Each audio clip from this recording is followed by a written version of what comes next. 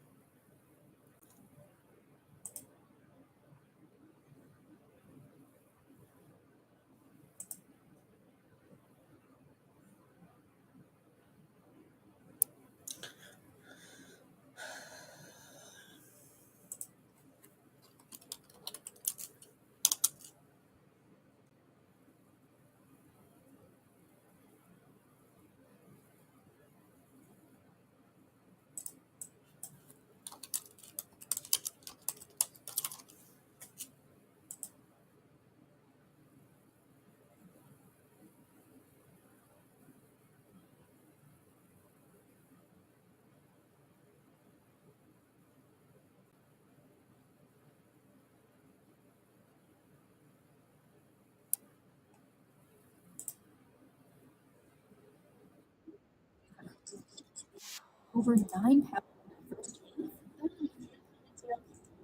by hers. It's got the same active ingredient as Ozempic and Wegovy, and it's just one weekly injection. Take a look at these results from real hers customers. Compounded GLP-1 injections arrive in 6 days or less, and it includes 24/7 provider access through the hers app. For a transgender comic book in Peru.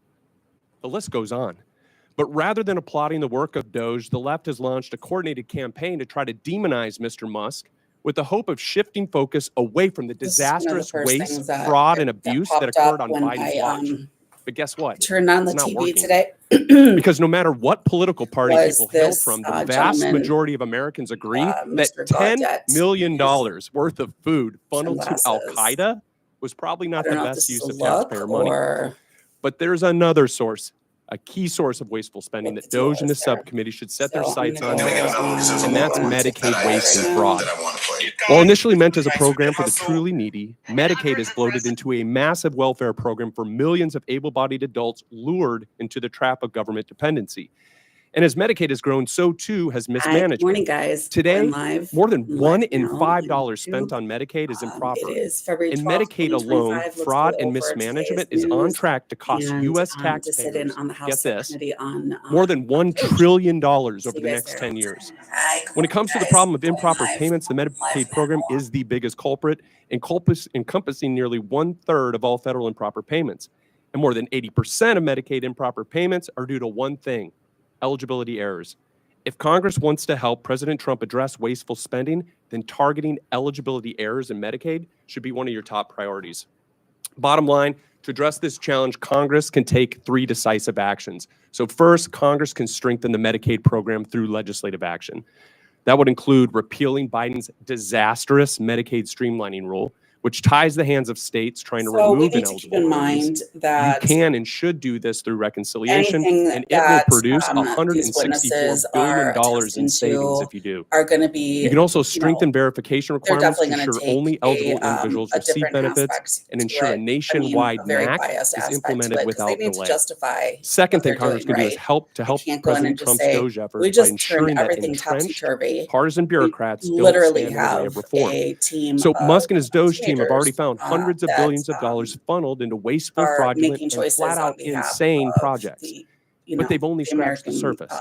If this much fraud has been exposed in just a few weeks, imagine what else is buried under layers of red tape and government excuses. But guess what? All of these insane projects have one thing in common. They were all approved and funded by unelected bureaucrats. And these and other entrenched bureaucrats are already pledging to fight against President Trump's efforts to improve government accountability and efficiency. Personnel is policy. And without competent staff to faithfully execute the president's agenda, the DOGE project will fail. And this is where Congress can help. Congress can support the president in carrying out his DOGE effort by making all executive branch employees at will, codifying the president's authority to fire unproductive or insubordinate agency employees as needed. At the same time, Congress can grant the president authority to permanently eliminate vacant positions and consolidate non-essential positions across agencies and departments to help promote efficiency and put the right people in the right seat. The third thing, Congress can make President Trump's DOGE cost-cutting and deregulatory reforms permanent by passing the REINS Act. And so there's only one big problem with the DOGE effort. Most of its work can be undone by a future president with the stroke of a pen. To make President Trump's DOGE reforms permanent, Congress must act. And the best way to do this is to pass the REINS Act. This would return Article 1 budgetary power of the purse to Congress while promoting deregulation. It would also help lock in the DOGE reforms and cement President Trump's legacy as the most consequential deregulatory and cost-cutting president in U.S. history. The American people are watching. It's time for Congress to act. Thank you, and I look forward to your questions. Thank you, Mr. Whitson. I now recognize Mr. Hetler Goddett for his opening statement. Thank you, Chairwoman Green, Ranking Member Stansberry, and members of the subcommittee. My name is Dylan Hetler Goddett, and I am the Director of Government Affairs at the Project on Government Oversight, or POGO. The critical issue of bringing more accountability and transparency to federal spending, including rooting out waste, fraud, and abuse. Since our founding in 1981, POGO has been focused on promoting more accountability and rooting out wasteful spending and promoting efficiency, especially at the Department of Defense. We have a long and well-established track record on these issues, and we take a back when it comes to promoting a better and more effective government, which necessarily includes a federal government that is a good and responsible steward of taxpayer dollars. Let's take a moment to pause here to talk a little bit about terms that we're going to hear a lot today and the difference between them. Waste is different from fraud. Fraud is different from abuse, and abuse is different from both. When we talk about improper payments, they are a subset of those other three categories. But that doesn't tell us the whole picture either. Sometimes improper payments are a function of bad record keeping. Sometimes they are a function of outdated information technology systems. Sometimes they come about through human error, and sometimes they come about through negligence. There are a variety of reasons why improper payments happen. It just simply is not the case that improper payments are only a function of bad people doing bad things with bad intent. That doesn't mean we shouldn't focus on trying to mitigate improper payments, and that certainly doesn't mean that the American people should not be concerned with how their tax dollars are used. The good news is that there are some time-tested solutions and tools to help mitigate these problems. For example, when we think about the independence of inspectors general, we're talking about a resource that is extraordinarily valuable to the American people. In fiscal year 2023 alone, inspectors general identified over $93 billion worth of potential savings to taxpayers. Whistleblowers are also an incredible resource to the American taxpayer. Through the IRS's whistleblower program alone, billions of dollars have been recouped from tax cheats since the inception of that program in 2007. Whistleblowers have also played an instrumental role in helping the Department of Justice pursue False Claims Act cases that have resulted in billions of dollars in reclaims settlement costs. It seems to me that if an administration were serious about wanting to root out waste, fraud, and abuse, they would support and resource whistleblowers and inspectors general. They would not demonize them, and they would certainly not fire them en masse in an unlawful midnight purge. There are other reforms we can think about too, reforms that are more technical, but just as important. Key statutes such as the Federal Funding Accountability and Transparency Act, the Data Act, and critical platforms like usaspending.gov were really important improvements and innovations when they came about, but they are in need of overhaul and reform. Currently, the status quo is that we have an extraordinarily hard time tracking federal dollars from end to end. This is due in large part to a broken chain of data collection, of reporting information, and the ability to monitor and track in real time what is happening with federal dollars. This informational black hole is where a lot of impropriety happens. It's where waste, fraud, and abuse live. And yes, this is where improper payments often happen. But more importantly, we also don't have a good, clear, and consistent way of understanding what is happening with tax dollars at the end point. What is the impact that we're having? What is the return on investment that we're having? We now have an annual budget of close to $7 trillion a year.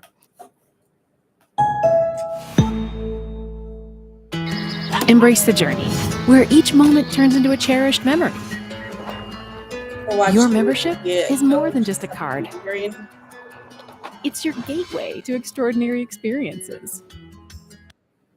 The Federal Taxpayers' Right to Know Act being passed into law just a couple of years ago was created for the very first time a program inventory your first subcommittee of all the programs in the federal government, and that would be available to the public. We have worked with a member of this very committee, the House Oversight and Accountability Committee, to introduce a piece of legislation that would bring more transparency to federal subaward reporting. Morning. We're watching We have supported and the endorsed House multiple Subcommittee pieces of under the legislation wing that take of direct aim at the government improper officials. payments So issue. the DOGE team. We also have Noise additional Force ideas that Committee, don't yet have Noise Force congressional Committee. champions. Thank you so One much. proposal is to clean up and modernize and standardize the award descriptions that are available in USA Spending to make them more useful and relevant. We have another proposal to harmonize the amount of data and Thanks so information we much. collect between contract spending and non-contract spending. We stand ready, willing, and able to work with anybody who wants to work with us on these common sense solutions. The volume is really low. Lastly, I want to put in a quick word for Congress. Yeah. And specifically, I want to The ask, gentleman's time has expired. apologies. Yes, And I can't that see the is, flashing one. that's okay. Thank you, Mr. Hetler. Marjorie Got it. We Gregory. appreciate your testimony. I now recognize myself for 5 minutes of questions. I'd like to thank our witnesses today for your testimonies and the suggestions that you have brought before this committee. I'd also like to thank Chairman Comer for this opportunity to chair the Historic Oversight Subcommittee on DOGE. for liking live. Americans are shocked to learn that $2.7 trillion of their hard-earned tax dollars We're have really been looking stolen at or this, wasted in improper payments since because we know that 2003. this committee, You see, in the private this team that's sector, testifying is going companies to, can't continue, they can't definitely continue need to run justify if they keep employees that their allow presence waste and abuse the with actions their that it's taken, resources. 'cause it's kind of But that been has continued little for messy, decades here in the since federal they got there, government. 'cause there's a lot of Mr. pushback, right? Talcove, do private sector companies have a technically, lower not rate of officially improper payments than the federal government? Another thing, and Yes, a lot of the fraud actions that they've rate, taken have been very, that very the criminals are taking advantage of inflammatory, in the public sector is around not 20%. with, In the private sector, it's around 3%. And it's really because the tools that are used in the private freezing sector aren't funding, used in the public putting sector. people Front-end identity verification, immediately self-certification, with and then finally making sure so it's that, been a tough road thus far. individuals are who they so say they're they really are. going to have to If try we to start deal with, using these tools, you will see we the also fraud know rate that go they're down gonna have to dramatically. justify what Because it for is the that most they're part, doing, this so fraud they're isn't really taking gonna have place by to, real individuals. It's individuals so we whose know identities have been they're stolen trying to on the sell dark us, web. basically. They use that information pretending to what they're be doing. somebody else. And because of the antiquated systems, processes, and you, technologies in place in government programs, they're able to steal at scale. Right. So, Mr. Talcove, we would say that private companies that pretty much have to exist on a 20% profit rate, they are not allowed. They can't continue to be successful if they were to allow their customers' data to be like that and used by criminals. However, the federal government, who can continue printing checks and continue in operation, never fixes its problems because it can't be forced to go out of business. Would you agree with that? Yes or no? Yes. And One we of the things know I noticed during Marjorie Taylor COVID Greene was is the always criminals Republican. learned that So government was the mark because it never runs out of money. And they focus on it at scale, and then the likelihood of getting caught is virtually zero. I think it's outrageous for Americans to know that their identity can be stolen and then used for child trafficking, drug trafficking, and terrorism, like you stated in your opening statement. Ms. Royal, your testimony states that many programs operate under essentially an honor system in which applicants need not verify their identity, income, residency, or other key eligibility factors. You call this a trust everyone instead of a trust by verify approach. Does this mean the federal government in some states are giving out billions of dollars to individuals without verifying who they are or whether they meet program eligibility requirements? Yes, ma'am, that's correct. That's outrageous. Do states have enough incentives to prevent fraud and to recover improper payments? Let's be real. No, and in fact, states are hesitant to spend their state dollars to protect federal dollars. Would greater investment in program integrity efforts yield a positive return for taxpayers? Yes, it could easily be self-funding. Amazing. Mr. Whitson, your testimony states that both the Biden and Obama administrations issued rules and guidance that made it harder for states to verify eligibility for Medicaid. You say that repealing Biden's Medicaid streamlining rule would save $164 billion over 10 years because the rule restricts eligibility verification that states can perform. Can you explain why this rule is so costly? Yeah, so the rule does a number of things, but for instance, it prohibits states from verifying eligibility more than once a year. So for non-disabled folks to just go in and look and say, hey, are you still eligible for the program? It says you are forbidden from doing that any more often than once a year. And so obviously people's lives change, and so they may become ineligible, and so it's designed to keep them on the program. Another thing, it prohibits in-person or phone interviews to verify their identity. So people apply for it, and then the person on the other end says, well, I just want to call and make sure this is a real person, not someone in another country or whatever. The rule prohibits that. And so there's a number of other provisions. It also opens a lengthy reconsideration periods. And this is where illegal immigrants are able to obtain the benefits. And so basically it says once you get these benefits, you can't interfere with it for a 90-day period or longer. And so there's a number of horrible things. But. So we can't verify if someone is illegal or legal receiving benefits. Just to correct that, yes or no? You have to wait a state has to wait at least 90 days. And actually what we're seeing is it's led some states to wait as long as 13 years. And so on the program. Unbelievable. My time has expired. Thank you very much. I now recognize Mr. Lynch from Massachusetts for 5 minutes. Thank you very much, Madam Chair. First of all, let me congratulate you and also Ms. Stansbury on your new positions. Carla. And I want to thank the witnesses for your testimony. We've already heard some good ideas about how to work together. And Mr. Gaudette, I for one would be most open to working with POGO and trying to work on some of the legislative ideas that you have to actually get at some of this waste, fraud, and abuse.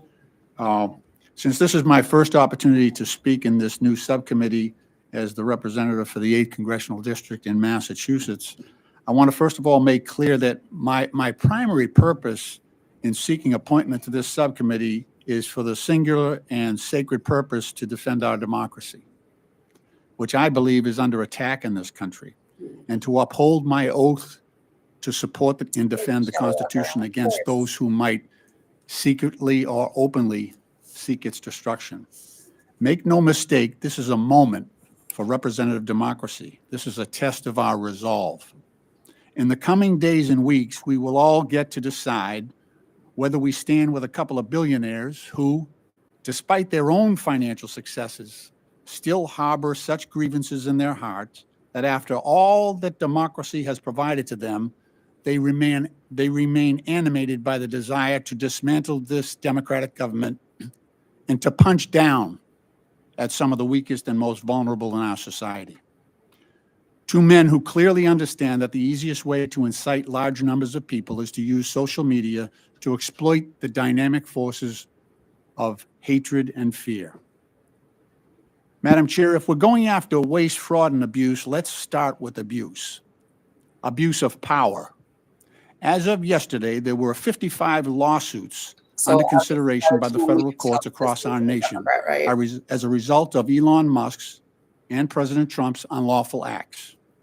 Many of those lawsuits have already been sustained by the federal district courts and orders have been rendered to undo those unlawful acts.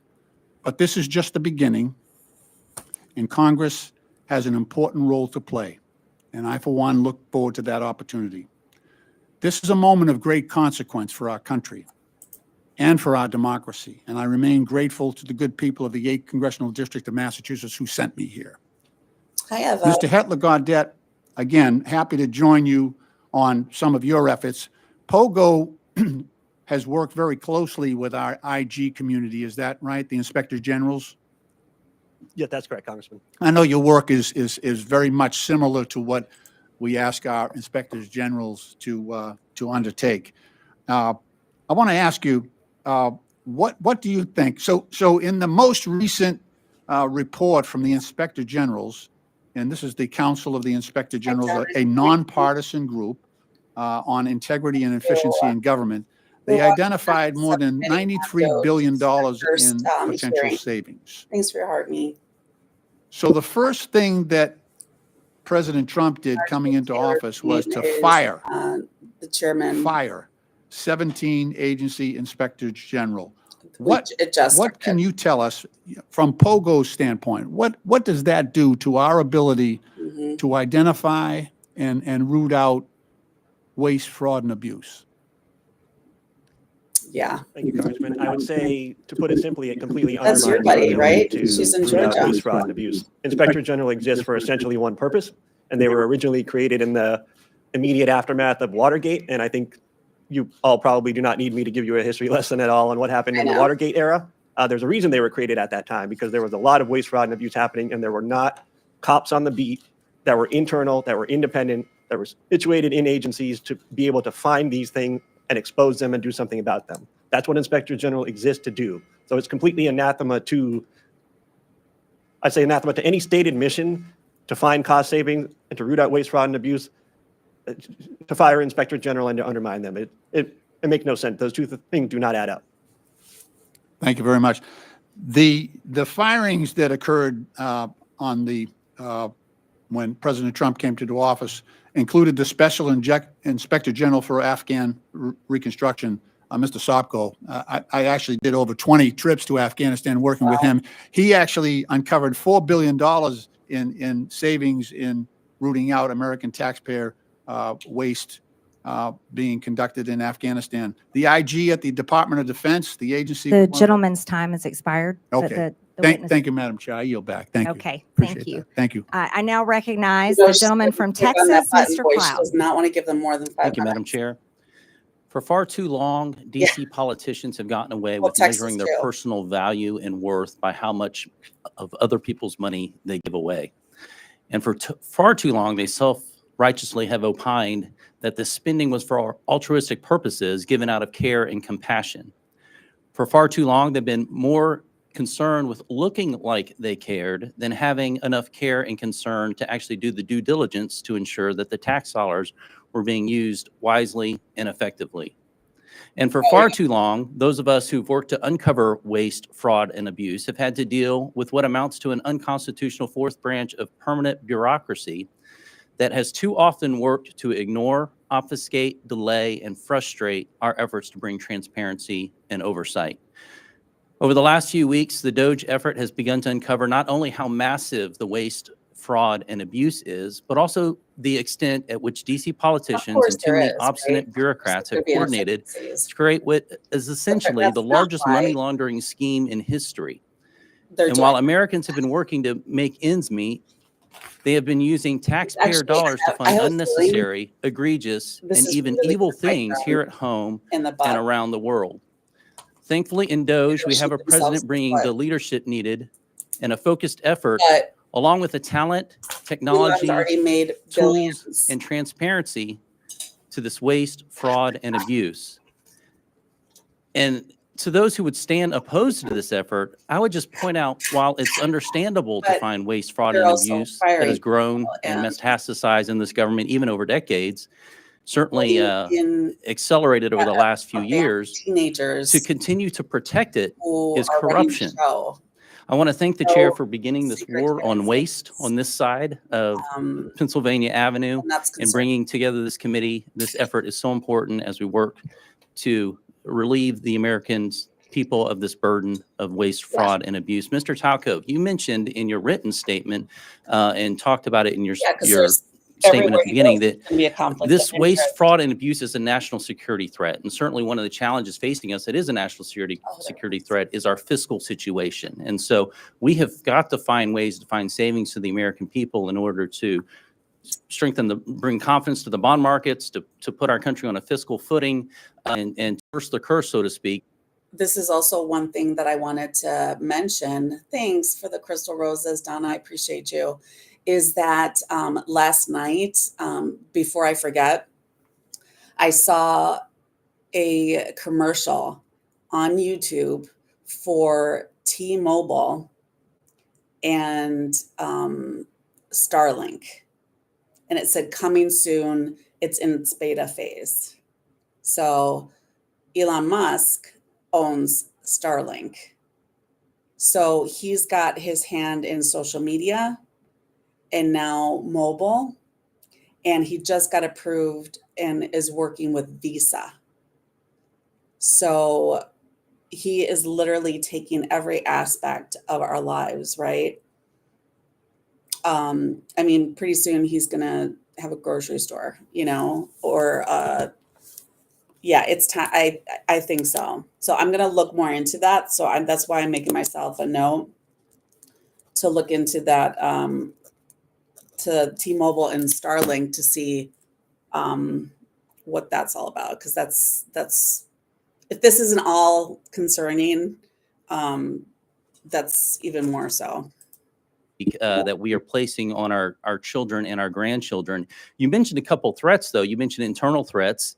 You said that these cases involve government employees, individuals entrusted with administering benefits who, instead of using their positions to approve fraudulent claims, override security controls, or even sell sensitive claimant information for profit. Now, this is not every federal employee for sure, but within the context of people who are trying to give their best effort, we have an internal threat. But you also mentioned transnational fraud rings, terrorist organizations, nation states, North Korea, nuclear weapons programs funded by our tax dollars, China, Nigeria, Iran, Romania, Russia, not our friends necessarily, that are being funded by taxpayer dollars. Could you give us some examples of how this is happening? God, yeah. So when you think about what happened during the pandemic, $1 trillion was stolen. 70% of that money went overseas. And I can give you some examples. In a Western state, they had more people applying for unemployment insurance benefits than they had individuals over 18. The people that were stealing the money from Romania were using it to facilitate other fraud schemes that include fentanyl, that include doing things to impact our democracy.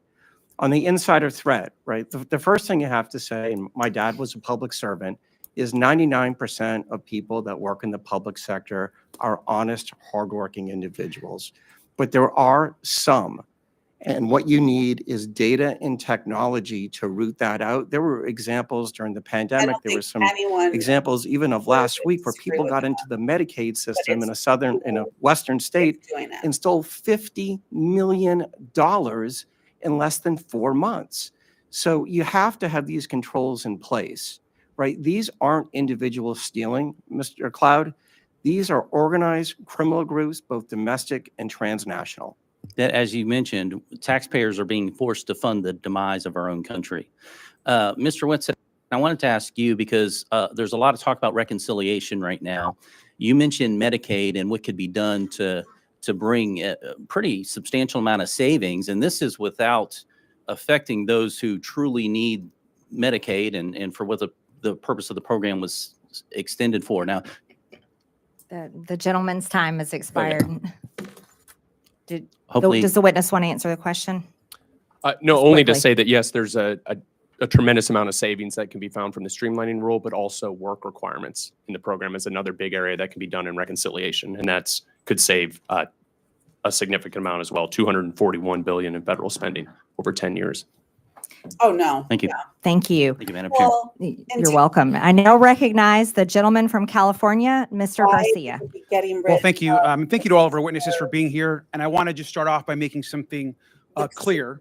I think we're all here to fight against the lies, the corruptions, and the attacks on our social safety net. Now, we should in no way be cooperating with House Republicans who want to shut down the Department of Education. The House. There's DIY, and there's doing it yourself. It's the difference between being creative and being a creator. Between a homemade recipe and a household name. Between a daydream. Tax cuts while the American people get absolutely nothing. Now, I find it ironic, of course, that our chairwoman, Congresswoman Green, is in charge of running this committee. Now, in the last Congress, Chairwoman Green literally showed a dick pic in our oversight congressional hearing. So I thought I'd bring one as well. Oh. Now, this, of course, we know is President Elon Musk. He's also the world's richest man. He was the biggest political donor in the last election. He has billions of dollars in conflicts of interest. And we know that he is leading a power grab. Yeah. Also abided by and encouraged by Donald Trump and, of course, the chairwoman, Congresswoman Green. Did you hear what he said? But I also want to run through what DOGE actually is going to do. It's a demolition plan. He said the last time that the chairperson, Marjorie Taylor Greene, came to a hearing, she brought dick pics. And he's like, so here are mine. And then he brought out a picture of Elon Musk. Oh, this is Mr. Garcia. That's going to run through our government. DOGE is trying to abolish the Department of Education. That means opportunities denied to kids. It means you're ripping away opportunities for children with disabilities who are dependent on this money.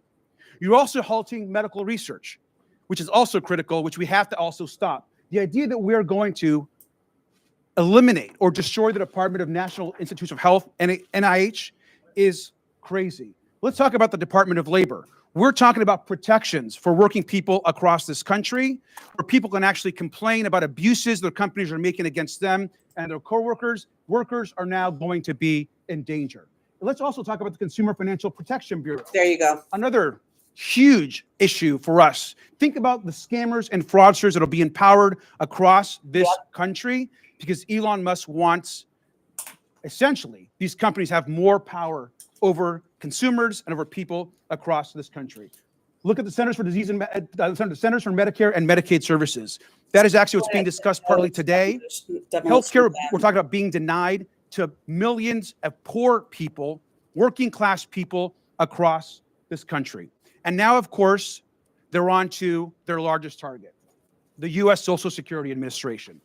We're talking about the destruction of the actual social safety net in this country. We know that 1 in 5 Americans collect Social Security, seniors, disabled people. This entire plan is about hurting the American social safety net and destroying our institutions. And it's important that we actually call out what is happening at this subcommittee. This is not about working with the richest man on the planet. This is actually about empowering. This committee wants to empower the richest person in the world to hurt people so they can take all of this money that they so-called want to save and then give it to themselves, their companies, and their billionaire friends. That is the attack that is happening in this committee and across this country, and it's important that we call it out. We also know, of course, that Elon Musk is sending his unqualified DOGE staff to carry out this agenda across all these agencies. And in some cases, actually teenage staffers. Yes. No accountability, no experience, and problematic records. They're trying to rob you, and they're probably a minor. Thank you, and I yield back.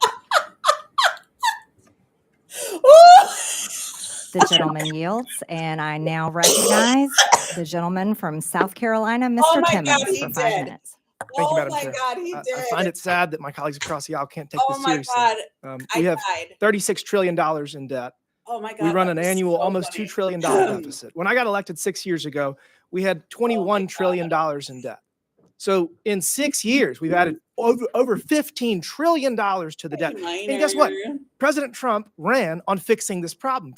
President Trump told the American people he would right the ship financially. And he said during the campaign that Elon Musk was going to be the person to lead this charge. The man that has turned business after business around. He's the richest man on the planet because he succeeds at his endeavors. And that's why President Trump has appointed him the head of this effort. This is a very serious problem. And it's incredibly hypocritical that my colleagues across the aisle are complaining about this because Joe Biden signed his name and wanted the American people to believe that he had the ability to forgive $250 billion with a signature. Guess what? Supreme Court ruled he did not. That's our system of checks and balances. The president, Biden, he clearly was experiencing cognitive decline. He didn't even have the ability to be charged with a crime as determined by his own Department of Justice. But he signs his name and he thinks it gives $250 billion away, redistributes taxpayer dollars. It's just crazy that we can't come together to address the greatest national security threat facing this country, our debt. Now to the task at hand, Medicaid fraud. Mr. Talcove, if we implement enhanced identity verification and enhanced income verification, what will happen? How much money will we save? You'll save hundreds of billions of dollars. Identity verification, elimination of self-certification, and monitoring beneficiaries will prevent these transnational criminal groups from accessing those systems at scale so legitimate people who need the benefits can get them in a timely fashion. So we're going to get actual benefits to people, to American citizens that are in need faster, because if you do it electronically through web-based, like they did in Missouri, where the pilot program saved almost 20% of Medicaid dollars. So all we have to do is adopt what has already been proven in Missouri, and we'll save 20%. To the people out there listening, we spend almost $900 billion every year on Medicaid. So the last, and if 20% of that is saved, that's. Let me show you. So he broke down the what he called was the demolition plan. Social safety net and destroying our institutions. And it's important that we actually call out what is happening at this subcommittee. This is not about working with the richest man on the planet. This is actually about empowering. This committee wants to empower the richest person in the world to hurt people so they can take all of this money that they so-called want to save and then give it to themselves, their companies, and their billionaire friends. Correct. That is the attack that is happening in this committee and across this country, and it's important that we call it out. We also know, of course, that Elon Musk is sending his unqualified DOGE staff to carry out this agenda across all these agencies. And in some cases, actually teenage staffers. No accountability, no experience, and problematic records. They're trying to rob you, and they're probably a minor. Thank you, and I yield back. I love it. The gentleman yields, so and I now recognize the gentleman from South Carolina, Mr. Timmons, for 5 minutes. Greg Kasar is laughing. I find it sad that my colleagues across the aisle can't take this seriously. We have $36 trillion in debt. We run an annual almost $2 trillion deficit. When I got elected 6 years ago, we had $21 trillion in debt. So in 6 years, we've added over $15 trillion to the debt. And guess what? President Trump ran on fixing this problem. President Trump told the American people he would right the ship financially. And he said during the campaign that Elon Musk was going to be the person to lead this charge. The man that has turned business after business around. He's the richest man on the planet because he succeeds at his endeavors. And that's why President Trump has appointed him the head of this effort. This is a very serious problem. And also it's incredibly hypocritical that my colleagues across the aisle are complaining about this because Joe Biden signed his name and wanted the American people to believe that he had the ability to forgive $250 billion with a signature. Guess what? Supreme Court ruled he did not. That's our system of checks and balances. The president, Biden, he clearly was experiencing cognitive decline. He didn't even have the ability to be charged with a crime as determined by his own Department of Justice. But he signs his name and he thinks it gives $250 billion away, redistributes taxpayer dollars. It's just crazy that we can't come together to address the greatest national security threat facing this country, our debt. Now to the task at hand, Medicaid fraud. Mr. Talcove, if we implement enhanced identity verification and enhanced income verification, what will happen? How much money will we save? You'll save hundreds of billions of dollars. Identity verification, elimination of self-certification, and monitoring beneficiaries will prevent these transnational criminal groups from accessing those systems at scale, so legitimate people who need the benefits can get them in a timely fashion. So we're going to get actual benefits to people, to American citizens that are in need faster, because if you do it electronically through web-based, like they did in Missouri, where the pilot program saved almost 20% of Medicaid dollars. So all we have to do is adopt what has already been proven in Missouri, and we'll save 20%. To the people out there listening, we spend almost $900 billion every year on Medicaid. And if 20% of that is saved, that's almost $200 billion. We got a $1.8 trillion annual deficit. We just knocked off $200 billion. Let's keep this train going. The fact that the Democrats are filing lawsuit after lawsuit to impede the efforts of President Trump to right our fiscal ship is unforgivable. It's unforgivable. Mr. Talcove, you talked about pandemic fraud. I have a bill that would cause the IRS to share data with the Small Business Administration and the FBI and the Department of Justice that would show that you were ineligible for PPP loans and you got them. So I think that would save probably $100 billion. Do you think that we should go back and take money away from people that fraudulently got COVID money? It's the House. During the pandemic, the PPP program was a virtual buffet for fraudsters. And it was because of that 1974 Privacy Act, where data sharing and matching is virtually impossible. Congress needs to change that. But we can do it retroactively. We can do it retroactively. We can find the people that stole this money, hold them accountable, probably get some of the money back. So I already have that bill filed. That bill, I think, would probably get $100 billion. So now we got enhanced identity verification, not have your income verification president that has been proven in Missouri. It does work. $20 million. So I'm working on that bill. We're going to drop it soon. That's $200 billion. There's a competition in Congress. I think we should have a competition on this committee. I got $300 billion in savings proposed. We got to all pull our weight because we have such a massive problem right now. But I would just ask my colleagues across the aisle to get out of the way if you don't want to help. If you don't want to help right the fiscal ship in this country, get out of the way. Stop filing lawsuit after lawsuit. No, we do not have the financial ability to continue down this path. And we're going to save this country with or without you. You can kick and scream all the way, or you can get out of the way. I prefer the former. In fact, Thank you, Democrats haven't done enough. The gentleman yields. I now recognize the gentleman from Texas, Mr. Kassar. Yes. This subcommittee is supposedly about looking into waste, fraud, and abuse. So I'd like to start talking about independent inspector generals who are supposed to be looking into waste, fraud, and abuse. Mr. Talcove, do you know how many inspector generals at agencies that were investigating Elon Musk's companies have been fired by the Trump-Musk administration? Bam. No. It is 5.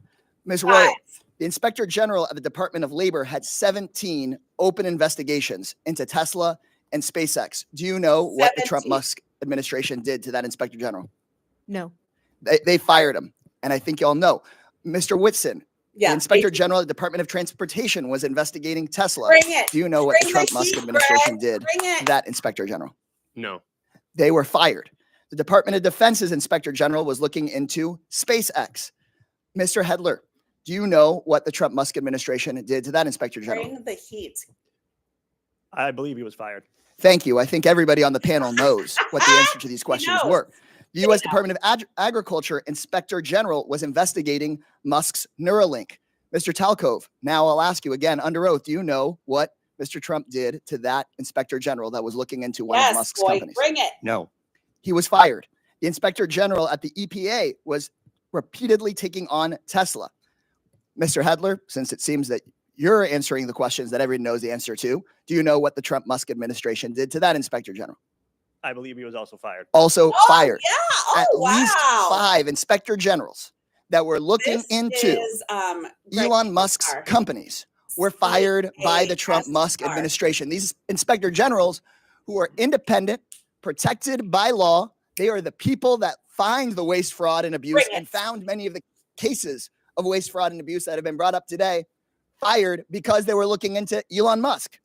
At the NLRB, the National Labor Relations Board, which is supposed to protect workers from getting their unions busted by folks like Elon Musk, made functionally broken by the so-called Department of Government Efficiency that really is the Department of Government Efficiency for Elon Musk, not for you. They are trying to shut down the Department of Education, the Department of Labor. You know what Elon Musk doesn't seem to be looking into? His own contracts. Again, I'll ask you, Mr. Talcove, do you know how much money a day Mr. Musk will receive from the federal government for his contract? A day. No. The answer is $8 million a day. Just last year, Elon Musk was promised $3 billion from close to 100 contracts with the federal government. Ms. Royal, do you know how much the average person in this country who survives on Social Security, one of our seniors who's worked their entire life, about how much they have to survive on a day? I do not. $65 a day. We're not looking into Elon Musk's $8 million a day. This subcommittee, chaired by Marjorie Taylor Greene and the House Republicans, is looking into your grandmother's $65 a day. Let me be clear. I think we would all support taxpayer savings. Yeah. Look into money we might needlessly send to billionaires and big corporations, find taxpayer savings, and send it back to your hardworking family. But instead, what House Republicans and the Trump-Musk administration want to do is they want to look into your kids' lunch money, your kids' teacher's salary, into your grandparents' Social Security. They want to take that money and give it out in billionaire tax cuts. And they're talking about that in committee tomorrow, in budget committee tomorrow. They just released their plan. So let me be clear. When Republicans talk about government efficiency in this Congress, they're not looking into billionaires who don't pay their taxes. They're not looking into billionaires who get rich off of government contract. They're not looking into Elon Musk firing watchdogs who are supposed to keep him accountable. They're looking at cutting your public schools. They're going straight for your Social Security. They're coming straight for cancer research. They're coming straight for the Department of Education. They're not looking at big tech. They're not looking at big pharma because those people fund their campaigns. If this committee were serious about rooting out waste from our federal government, then today's whole hearing would be about how Musk and Donald Trump are firing the independent watchdogs who've done this work for decades. Instead, my Republican colleagues' actual goal on this committee is to distract from Trump and from Musk's corrupt war on accountability. This will not be a subcommittee dedicated to making government efficient for everyday people. It's about helping Elon Musk and Donald Trump be as efficient as possible in robbing our government and handing out our government services to the rich. So this seems that this subcommittee is just the gentleman's like time the is agency it's named expired. after. The gentleman's sham. time is expired. A total sham. The American people are $36 trillion in debt. It certainly seems reasonable that someone has been fired. I now recognize the gentleman from Tennessee. You're going to put us Mr. further in Burchett. debt with your billionaire You're tax not cuts. recognized, Mr. Burchett. You're recognized for 5 minutes. Thank you, Chair Lady. The gravy train for a lot of these folks, it's been on biscuit wheels, and it's about to run off the dadgum tracks, and it's about time. Oh, God. Could you imagine standing up here and defending waste, fraud, and abuse? But I think that's what we're seeing. When people squeal and don't ask questions, I think it shows the American public what the heck's going on. They're not denying that. And that little gravy train is getting ready to run out. Let's be real. The spigot is getting ready to be turned off. Mr. Talcove, that's correct how you say your name, brother? Yes, sir. All right. How can the federal government improve identity verification for these entitlement programs? Yeah, it's doing what the private sector does every single day, whether you use your bank, you go to Amazon, using those tools. and moving away from some of the dated compliance standards that the federal government uses. NIST IAL 863, 2017, before there was anything called deep fakes and generative AI tools. Also, I was informed that PayPal has never been, they've never been able to crack into that and steal people's vital information. Are they using those systems that you would be favorable towards that government seems to be shying away from? Yes, sir. And describe that, how that works. They're systems that are based on encryption. They use technology and they use data to validate you are who you say you are. The people that are stealing right now, I believe a lot of them are actually ghosts from China, Russia, Nigeria, and Romania. I read a report today that North Korea was involved in this, in some of that as well. They are. And those people are our enemies. Again, they'll hate us for free. We don't have to give them taxpayer money. And are there loopholes that can be closed to avoid these improper payments? And I wish you'd describe those to me. The biggest, most important thing, particularly in the benefit program space, is the use of self-certification. As Mr. Timmons noted, the state of Missouri is using a solution called Steady IQ to validate wages and wealth. You cannot allow individuals to provide the information based upon what they think. It has to be based on what you know, and that will stop the ghosts from using people's identities to steal money from U.S. taxpayers. We're worried about how much money do you calculate is wasted due to waste, fraud, and abuse in the entitlement programs each year? Donald Trump and My number right now between federal, state, and local government is you can save $1 trillion a year by simply putting in front-end identity verification, eliminating self-certification, and monitoring the back end of the programs that are providing the benefits. Those three things. You said you could eliminate that, but there are others you feel like some more low-hanging fruit? I would start with those three things because they're simple. That'll take that 20% fraud rate that you're seeing in the public sector down below 5%. Chair Lady, I would suggest that we adopt Mr. Timmons' legislation and get that out of the committee as fast as possible. What actions also could Congress take to fix these problems quickly? I think the first thing is updating and redoing the 1974 Privacy Act. That is virtually impossible to do data matching. It's very difficult to have data shared. And when you look back at the pandemic, data sharing and data matching would have stopped probably 50% of the $1 trillion that was stolen from taxpayers. Any of y'all like to add anything to that? Congressman, I would just add that rather than accepting self-attestation, that states should have to be required to actually verify people's identities. And then here's the key part: before they get enrolled, they shouldn't get enrolled and then eventually come down later on down the road. It's amazing to me. I have a doctor's appointment back in Knoxville, and the verification process is very extensive. It's more so than the federal government requires. They're not for any of this. What type of computer systems are these agencies using, and do they need updating? They're using very dated technology, but they're also burdened. I look at the USDA, 6.2 million words in a 10,000 page document that shows how to implement the rules of the program. Nobody can figure that out. So one of the things that I think has to happen is the simplification of these processes and systems, and then just use the technology that we use every day in the private sector. Okay. Thank y'all so much for being here. Gentleman's time has expired. Thank you, Chair Lady. I now recognize the gentlewoman from Texas, Ms. Crockett, for 5 minutes. Thank you, Madam Chair. And Mr. Talcove, I'm just going to go ahead and pick up where you left off really quickly. Just to be clear, the upgrades that you're talking about as it relates to our data processes, these aren't things that would be free, are they? They would cost some kind of money. Not looking for a number, but they will cost, correct?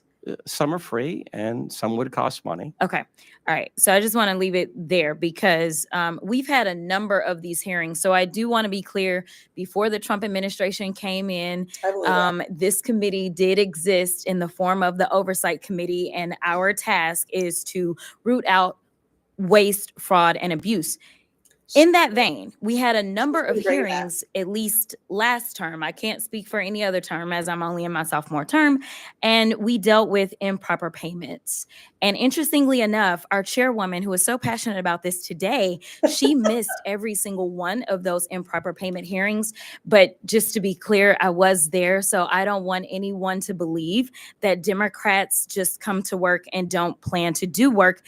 In fact, I'm trying to figure out exactly what it is that the Republicans believe our job is, because right now they have relinquished their constitutional duties over to an unelected bureaucrat, someone who no one went out to vote for. And absolutely, he is occupying the Oval Office, as we saw yesterday. And that is a first for me, to see someone occupying the Oval Office who's never actually been elected to the Oval Office, and actually answering more questions than the person that allegedly got elected.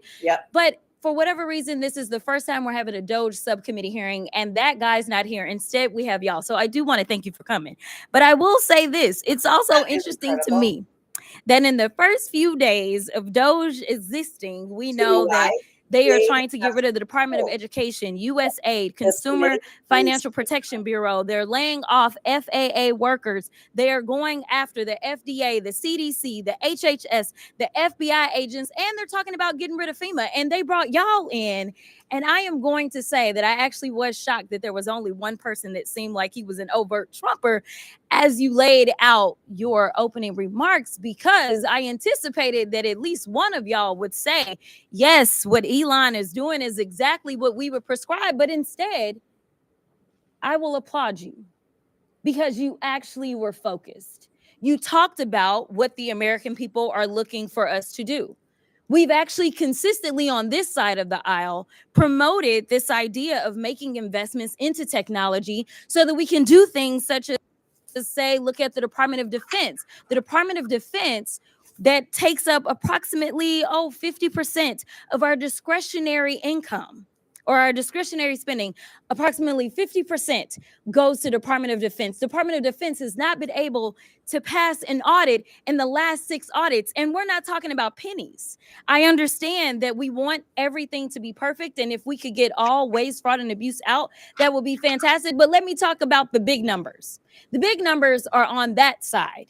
When we look at, say, our entire workforce, our federal workforce, as we're trying to somehow fire all of them, they don't even make up a total of 5%. It's even less than that when we look at our budget. But let's talk about defense. That just happens to be the same side of the ledger that Mr. Musk gets the vast majority of his money from. In fact, at the same time that they were unlawfully, and we will stay in court, because on this side, we believe in law and order. We believe in, a number of us are actually lawyers, but nevertheless, we understand the Constitution. We believe in that as well. And so there's things such as, impoundment, right? Because as Mr. Whitson said, he said, we need to return the power of the purse to Congress. It never left. According to the Constitution, that's where it's at. Now, I know that people are confused right now because for whatever reason, we had a guy that went in, and you talk about people invading our data. Listen, people said that they were upset about TikTok, but I'm upset about the guy that runs Twitter, who for sure is doing nefarious things, because I don't understand, if you are trying to conduct audits and figure out where the waste, fraud, and abuse is, I don't know why you would go to some tech guy. In fact, it was only techies that were sitting there at inauguration. We didn't have auditors. I would welcome auditors to come in and do forensic audits. In fact, he sat there in the Oval Office yesterday and he admitted that he was lying, and he was using his propaganda machine to do it when he said that we sent millions of dollars to Gaza for condoms. That was a lie. It's a lie. So let me tell you something. The gentlelady's time has expired. It's time for the us gentlelady's time has expired. And rein in this rogue actor known The gentlelady's as time has expired. I now recognize the gentleman from Missouri, Mr. Burleson.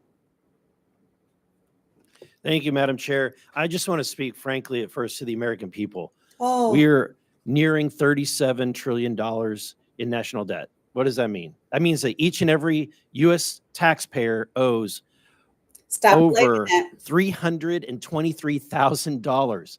Okay. What does that mean? That means stop blaming it on the people. when the It's the EPIC, which is the corporations, Economic billionaires, Policy and Innovation Center, says we have 18 trillion left. That's it. 18 trillion left to take out. And we're spending $2 trillion in debt every year. Folks, we're at the precipice of a debt, we're like a debt cycle. We are literally at a point in which the dollar will be worth nothing. What does that mean? Musk And brings in we know $8 Social Security goes bankrupt in 8 years, 100 right? federal Medicare goes contracts. bankrupt in 10 years. Those are not the ones that are And being then cut, 15 right? years from now, the dollar is completely devalued and worth nothing. So what does that mean? That means your pension, the money in your bank, your savings Hi, Southern Farm. How are you? is nothing. It's worthless. So what are we doing? We're trying to save this You country. might We're have trying to to save your watch pensions. We're trying to Breakfast save your Arch. bank Just accounts. brought the We're heat. trying to save this country for the next generation. And it would be nice if we had help. But instead, we have people that are fighting us on this. And, I think that I would hate to be in the Democratic Party right now because you're in a really bad bind. You're having to defend all of this crazy spending, all of this crazy waste. So how do you do it? You do ad hominem attacks. You attack the messenger. Oh, Elon Musk, right? He's rich. He must be evil, right? That's the attacks. Really, you can't do any better than that, right? Let's talk on the policy. Help us. We're trying to save this country. This is what, and Elon Musk, who's making no money doing What's this, this guy's is name? trying to save this country. Why? Because he has invested in the United States of America more than anybody, right? So I think that we should embrace it. In fact, not a single company, governor of any state would ever turn down Elon Musk and his team of DOGE from coming in and providing free services to right the course and financially in any state or organization. It's ridiculous that we would demonize someone that loves this country so much. Oh, crybaby. Mr. Whitman, the formation of agencies via the executive action is not new, right? The formation of DOGE is not new. Can you, are you familiar with any other previous presidencies where they've formed organizations like DOGE via executive action? Yeah, actually consumer the agency protection. that DOGE is occupying is one that was created That in the you're previous cutting. administration. So it is something that happens routinely. But I don't know if that answers your question. Yeah, there's been This the guy's Office the of Budget biggest Management was created, swarmy one Environmental of them Protection all. Agency was created, the U.S. Digital Service, which is now DOGE, was created all by executive order, right? And actually, one other I'd add is USAID was originally created through an executive order by President Kennedy and then later formalized. And then, Madam Chair, I have a video I would like to end with that just let's review if we Guy could has cue eagles that to flying. remind, and I want to remind my Democratic friends at a point in which you once had the majority of the American people on your side. This is what your party believed in. This report tells us how to cut waste, cut red tape, streamline the bureaucracy, change procurement rules, change the personnel rules, and create a government that works better and costs less. I've read it, and where it says the president should, the president will. Among the 800 recommendations, eliminating 12% of the federal workforce, merging some government agencies like the FBI, the DEA, and the Bureau of Alcohol, Tobacco, and Firearms, closing hundreds of government offices outside Washington. From the day I took office, one of the commitments that I made to the American people was that we would do a better job here in Washington in internally, rooting out not wasteful spending. by We thought that it was entirely appropriate in for competition our governments and and our lose agencies contracts to with every single try to one of root these out waste, agencies. large and small, in a systematic way. It means cutting some programs that I think are worthy, but we may not be able to afford right now. A lot of the action is in Congress and legislative, but in the meantime, we don't need to wait for Congress in order to do something about wasteful spending that's out there. We haven't seen as much action out of Congress as we'd like, and that's why we launched on our own initiative the campaign to cut waste. And we're going to keep on finding every possible way that we can do that, even if Congress is not acting. There you go. I think it speaks for itself. My time has expired. The gentleman's time has expired. Thank you. I now yield to the gentlewoman from the District of Columbia, Ms. Norton, for 5 minutes. Thank you. Our Republican colleagues and the Trump administration continue to demonize our friends and neighbors who work for the federal government and swear an oath to protect the Constitution and serve the public. Thousands of civilian federal employees have given their lives in the line of duty for their country. The administration seems intent on dismantling much of the federal government in violation of the Constitution, statutes, and regulations. And our Republican colleagues are letting them do it. They want to gut the nonpartisan civil service and to convert a significant portion of the remaining civil service into political appointees, depriving the federal government of employees' expertise and experience. Will harm the services that the government provides to all Americans. Mr. Hetler-Garlett, the administration is attempting to cause a mass exodus from our federal workforce. Will this increase or decrease waste, fraud, and abuse? Thank you, Delegate Norton. I think it's pretty clear that chaos is not the friend of efficiency. If you undermine the very functionality of the government, you're not going to make it more efficient. You're going to make it worse. And it's going to cost even more money to recoup or to fix things that go wrong in the interim. So again, I mentioned earlier that if you care about waste, fraud, and abuse, firing Inspector General doesn't add up. I think if you care about government being more efficient, I think intentionally creating chaos is the opposite of that. Well, Mr. Hetler-Garlett, do federal employees operate without oversight or rules and regulations? We went over that in my last. No, absolutely not. They are governed by plenty of rules and regulations. And when there are independent inspector general before that at the agency they're supposed to be at, they also have a cop on the beat making sure that they do so. I want to highlight some stories demonstrating exactly the kinds of federal workers the administration is trying to force out.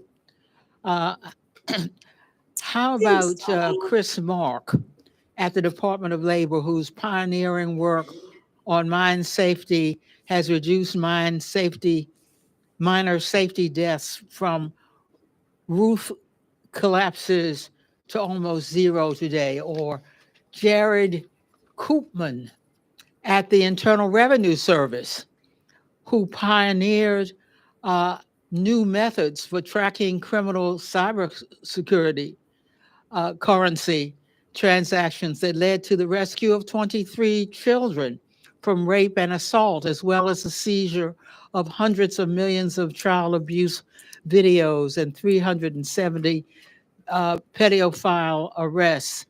This work also prevented funding from going to terrorist groups. Or Ronald E. Walters, who manages the 155 national cemeteries around the country and tends to the resting places of almost 4 million veterans. These are just a few of the federal workers who serve Americans every day. The workers are wildland firefighters, border guards, doctors, nurses, food inspectors, air traffic controllers, and law enforcement that do their civic duty, often despite the fact that they could make such more in the private sector. Thank you, and I yield back. The gentlelady yields. I now yield to the gentleman from Georgia, Mr. Jack. Well, thank you very much. Thank you very much, Madam Chair. And I want to also thank you for convening this hearing. I think it's incredibly important. And I want to thank our witnesses for appearing before us today. Like another member of this committee, I too was once an employee of the Executive Office of the President. I worked in President Trump's White House from the very first to very last day of his first term, and I saw firsthand how entrenched and resistant the federal bureaucracy was to his agenda. So it's no surprise that today a few of my Democrat colleagues have continued that trend by using their time to bash Elon Musk instead of discussing ways to work together to advance a bipartisan cornerstone of President Trump's agenda, the mission to eliminate, finally eliminate waste, fraud, and abuse. And I just took a rudimentary count of the Dems testimony, or rather comments today, and I've got 27 mentions of Elon Musk and 3 mentions of waste. And I don't know if that's in fact the right count. Encourage anybody to fact check me, but I think it illuminates and illustrates one of the problems that we're facing, which is a lack of bipartisan effort to address these critical things that waste, fraud, and abuse is something that should be bipartisan. The chair noted that in her opening remarks. Now, Madam Chair, you know how much I enjoy studying public opinion. So with your approval, I'd like to enter into the record the CBS News poll from this past weekend, conducted February 5th to 7th, 2025. And I'd also like to illuminate 2 findings. First, 70% of Americans, Democrats and Republicans included, believe President Trump is already doing the job that he was elected to. Which is interesting because I have an article here from CNN from September 2024 that notes Trump says Elon Musk has agreed to lead proposed government efficiency commission as ex-president unveils new economic plans. So he is doing exactly what he said he would do by empowering his administration to root out waste, fraud, and abuse. And that's exactly what we're trying to do here today. I'd also like to note one interesting statistic from that. 62% of Americans want Democrats in Congress to work with us to advance the priorities that President Trump was elected to govern on. So I think those are 2 stats that I hope everyone pays attention to. But to ask questions of our witnesses, I'd first like to start with Mr. Talcove. One of the things that I found very interesting from your opening testimony is you talked, and I think you engaged with Mr. Burchett on the 1974 Privacy Act. And I had some interesting folks visit my office yesterday who noted that 1/3 of all prior authorizations are still done manually by phone, fax, or direct post mail. First off, would love your comments on that, and I'd also like for you to expound upon some of the solutions that we can deliver to this Congress in modernizing that 1974 Privacy Act. Yeah, these aren't people problems. They want to have These you, are technology problems. You can't process oh my God, the number of the guy said, individuals that are accessing our systems person by person. It just takes too much time. So by updating the 1974 Privacy Act are you kidding and me? allowing for digital matching, you would have very quickly realized that a large portion of the PPP loan funds were going to the wrong person. You would have been quickly able to match. And I think the number was 20% were on the do not pay list. You can't expect people to do what a machine, and especially AI, can do today. Hi, Mark Brown. Fair enough. Thank you very much for that. And if I can also ask Mr. Whitson, I think we share a common interest, which is to move departments and agencies outside of Washington, D.C. It's something that I campaigned on, something that I helped President Trump effectuate in his first administration. And I have to imagine that if we have departments and agencies outside of D.C., if we've got a workforce that's more reflective of the balance that America is, we at the same time too could potentially root out some of this waste, fraud, and abuse by enabling other Americans, other citizens of our country to help advance some of these issues. So would love your commentary on that before my time expires. No, I think you're exactly right, Congressman Jack. And so I think, you'd save a lot of taxpayer money. So building headquarters in downtown DC versus Huntsville, Alabama, you're going to be able to save a lot of money. Number 2 is you're actually going to make life better for the employees as well. So that's a point that's also missed a lot, but commuting into DC versus being able to go somewhere else where it's a better cost of living and things like that might be better for the folks. And then lastly, these areas where you set up a headquarters are going to be populated by people that live in the area to fill the rank and file of staff positions. And so if you plant these federal agency headquarters in the heart of any area that's overwhelmingly one party or the other, then you're going to naturally get that sway versus something that's more representative of the people as a whole. Well, thank you very much, our witnesses. Mindful of my time, I want to finish before my time expires. I yield back to our chairwoman, Marjorie Taylor Greene. Thank you. And Chairwoman, I would like to ask for unanimous consent to enter something into the record. Yes, bring it, Greg. So what is it? It is a report from the Congressional Research Service, nonpartisan CRS, that lays out the rules and the law for firing inspectors general, which of course look into waste, fraud, and abuse. And Without that rule- objection. Thank you. And that rule requires for the law to be followed, for Congress to be notified with 30 days and a reason for firing inspectors general to give Congress a chance to overrule that. And that's the law. So thank you for That's entering the that law. into the record. Yeah. Madam Chair. Without objection, the materials Mr. Jack cited are also submitted for the record. I now recognize. Apologies. And while we're on it, I'd also like to ask for unanimous consent to submit for the record 2 items. One is a statement from the AFL-CIO, Department of People who work for a living with views on This is working people another to make the powerhouse. government This work. is, And the second is a statement Melanie, for our the from the oversight Center Stansbury, for and Responsibility and she's Ethics in from Washington Mexico. on ways to combat waste, fraud, and been abuse very, in the very federal government. vocal. Without objection, so ordered. Love I her. now recognize the gentlelady from New Mexico and ranking member Ms. Stansbury for 5 minutes. Yeah. All right. Well, thank you, Madam Chairwoman. And thank you once again to all of our witnesses for being here to testify. Thank you to my colleagues. We are going to have so much fun in this committee, this Congress. I actually appreciate the video that was shown just a few moments ago, because when I worked at the Office of Management and Budget, I actually worked on the waste EO that was referenced that President Obama signed. But there is one fundamental difference between the presidents and vice presidents that were shown on that video and what's happening today. And that is that they followed the law.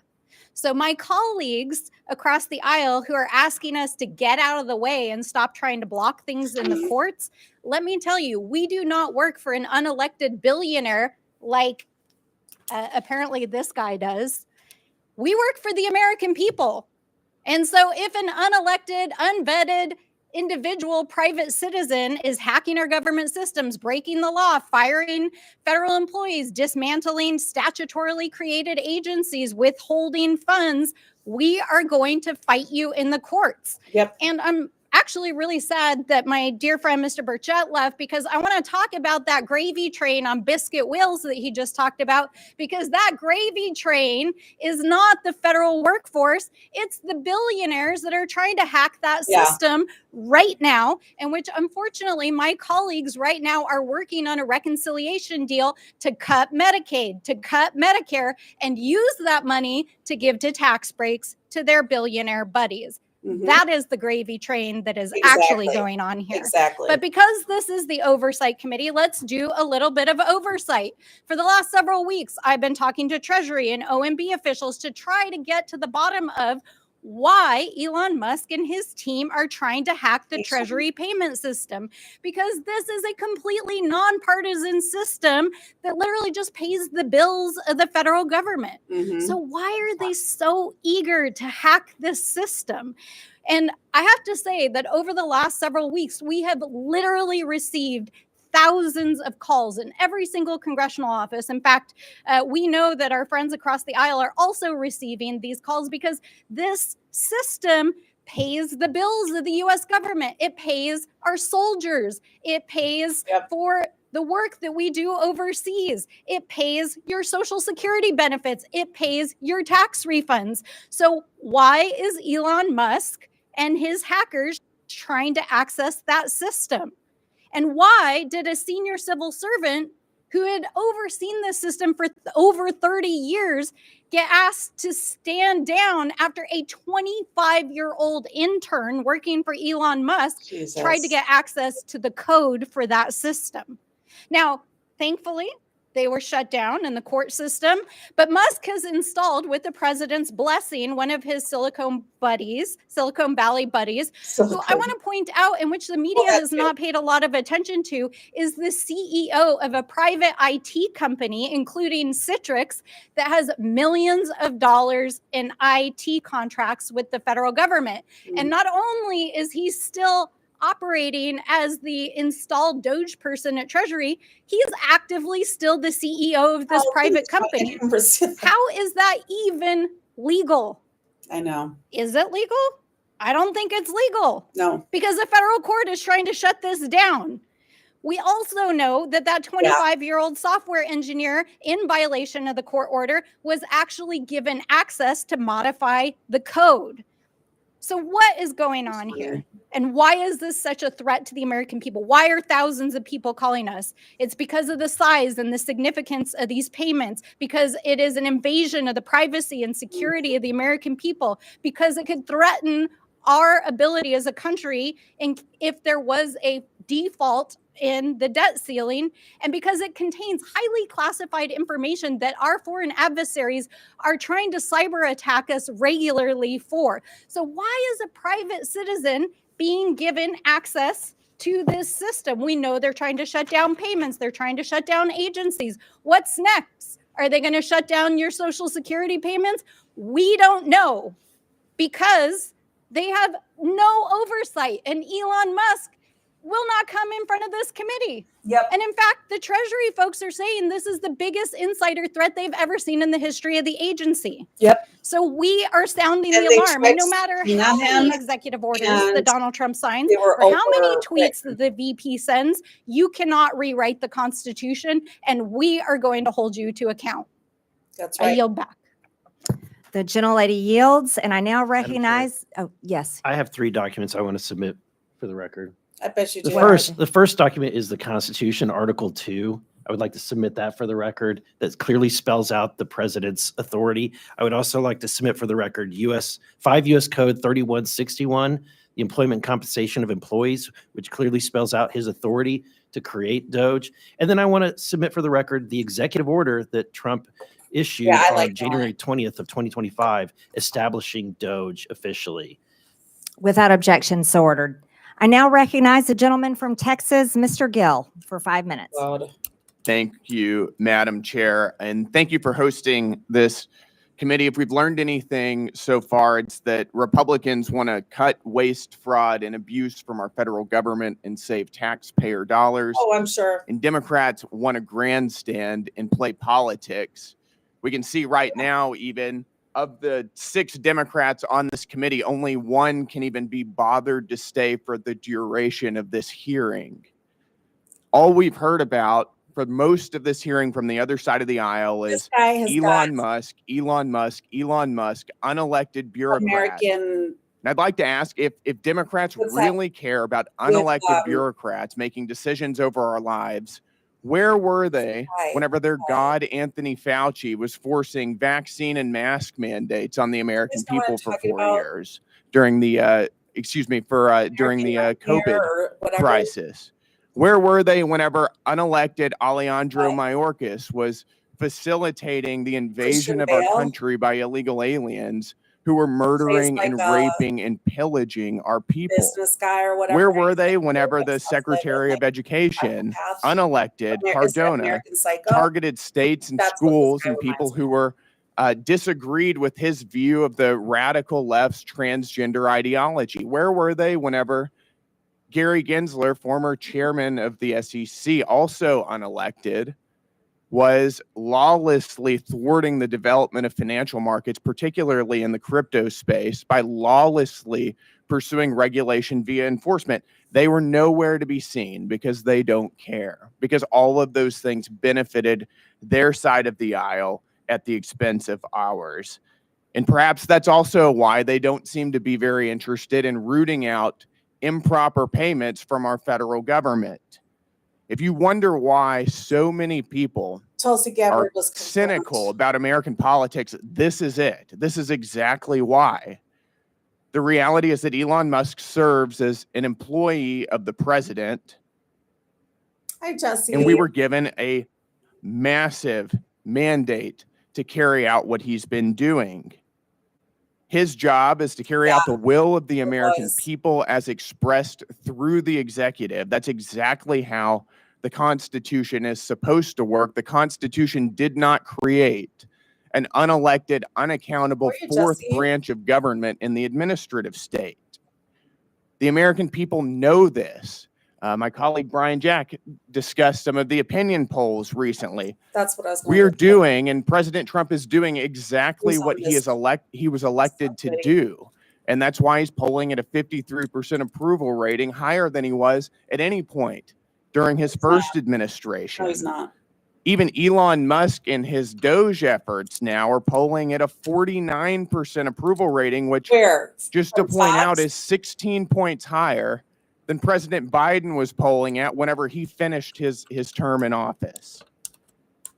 The Democrat Party has for decades systematically grown and weaponized the administrative state against the American people, and the American people have had enough of it. Right now, we're talking about $2.7 trillion in improper payments since 2003. We're uncovering what could be the biggest money laundering scandal in American history. And the other side of the aisle could care less. They have no concern about where this money went, to what entities it went, to what governments, to what people or groups. Nothing. All they want to talk about is Elon Musk incessantly. So it does make me wonder, if they don't care about where it's going, do they have an idea? Because what we've uncovered so far is that so much of the waste, fraud, and abuse of our federal government is actually funding their side of the aisle. It's funding media outlets that are running cover for Democrats routinely. The NPR, PBS, the BBC, Politico. It's going to fund left-wing NGOs that are facilitating the invasion of our country. It's going to fund left-wing transgender activism and sex changes all over the globe. This is money that's being used, taken from the American people and used against their interests. If you care about rooting out waste, fraud, and abuse, we should be serious about this. I'm very excited to be on this committee. I'm excited to expose what's being going on. Thank you, Madam Chair. And with that, I yield. The gentleman yields. In closing, I want to thank our witnesses again for their testimonies today. I now yield to the ranking member for closing remarks. Thank you, Madam Chairwoman. Well, I never thought so many conspiracy theories and my friends across the aisle.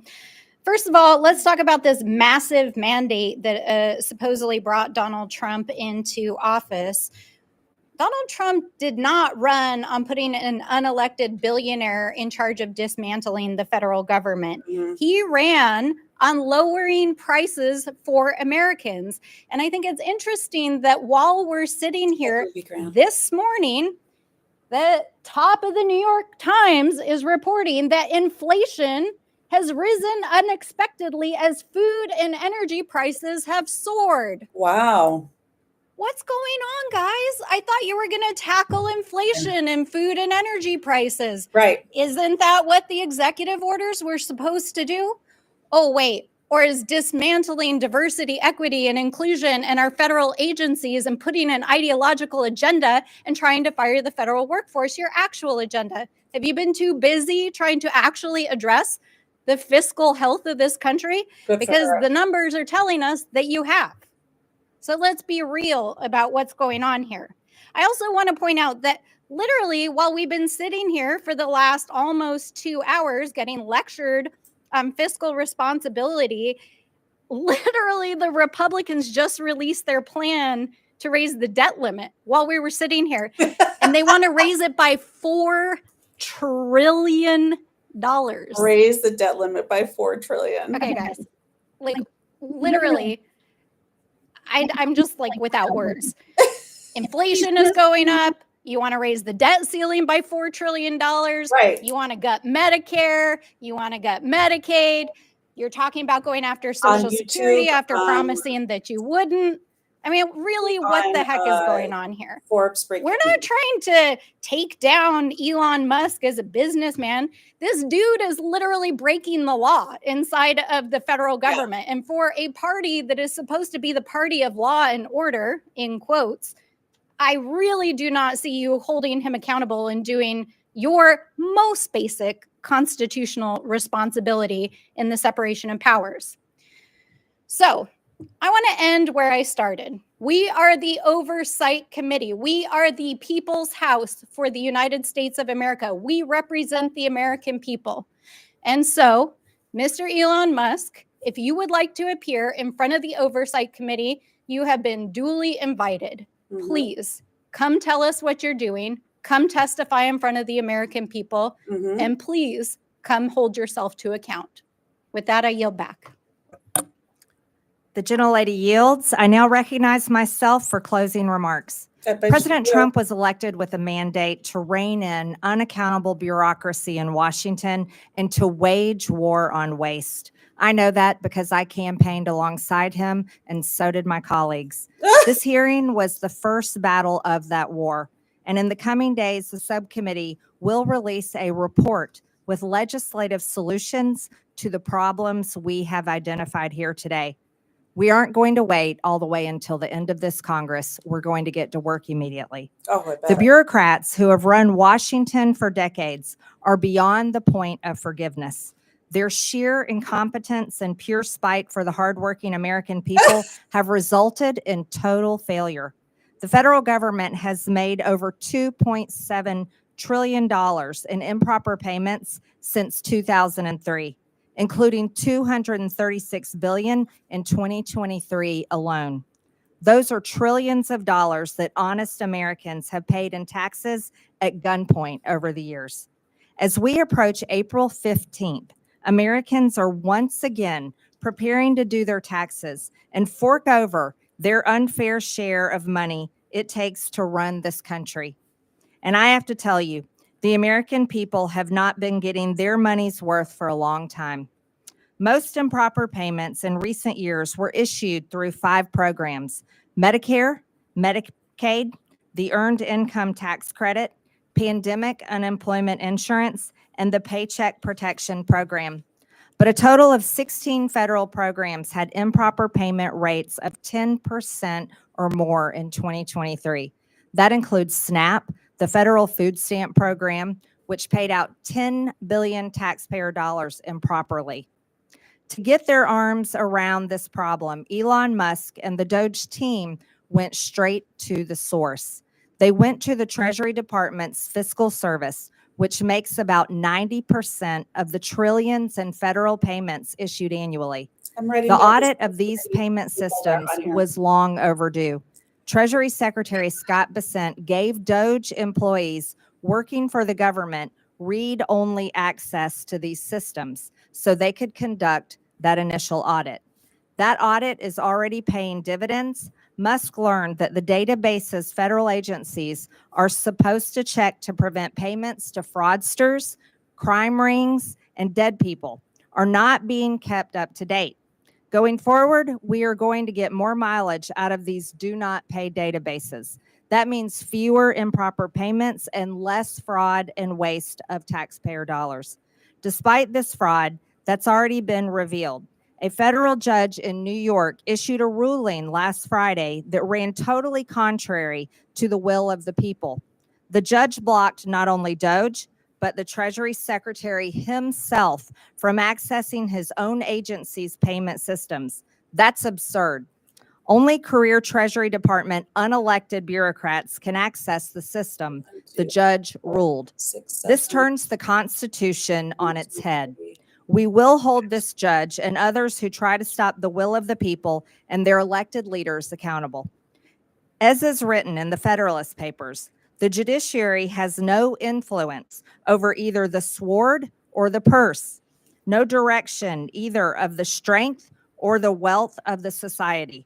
It may truly be said to have neither force nor will, but merely judgment, and must ultimately depend upon the aid of the executive arm for the efficacy of its judgments. But the whole DC swamp is freaking out that the unelected officials from DOGE were allowed access to these systems. That makes no sense. Federal judges were not elected. The Treasury bureaucrats were not elected, and they have failed to fix the problem that is enabling American taxpayers to be robbed. So why not bring in skilled outside experts like private companies and private citizens who are successful in the real world to do everyday work that we need to get done here, like audits? Of course, federal payment systems are only one link in the improper payment chain. We need to look at other links in the chain. We need better front-end identify verification to screen out fraudsters, and we need to close eligibility loopholes. That means not letting applicants self-attest to their own eligibility.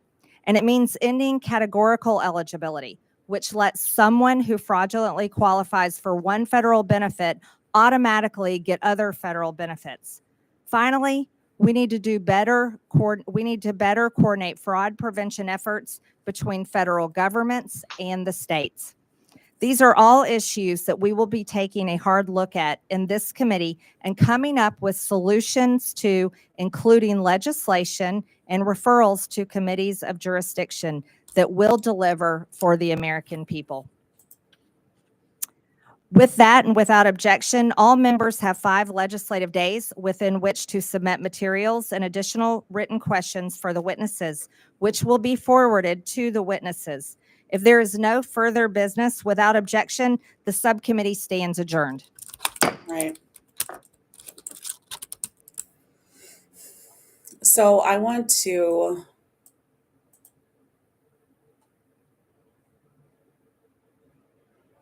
So that's just one. Right now, there's a lot of stuff going on in DC. Let me move up a little bit.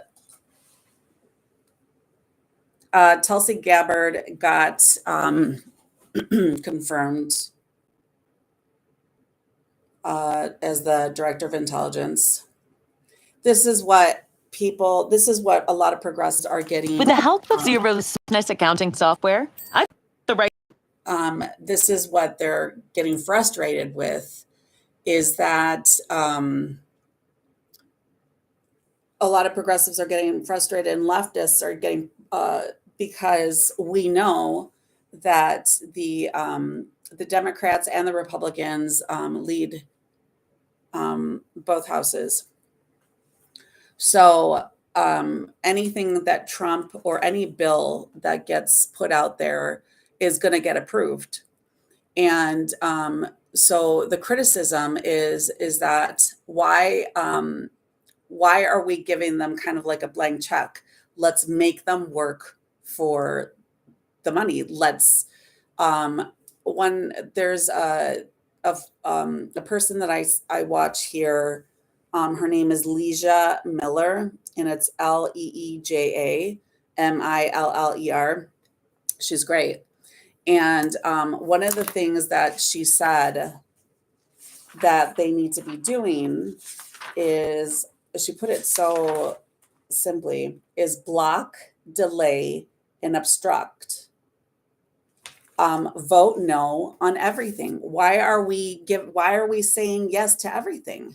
Why are we saying even if there's a reasonable bill, even if it's just like, okay, that sounds like okay, like enough with playing in good faith, enough with saying, yeah, I have some reservations, but I'll go ahead just because I'm a team player. It's like Republicans have had no problems playing dirty, right?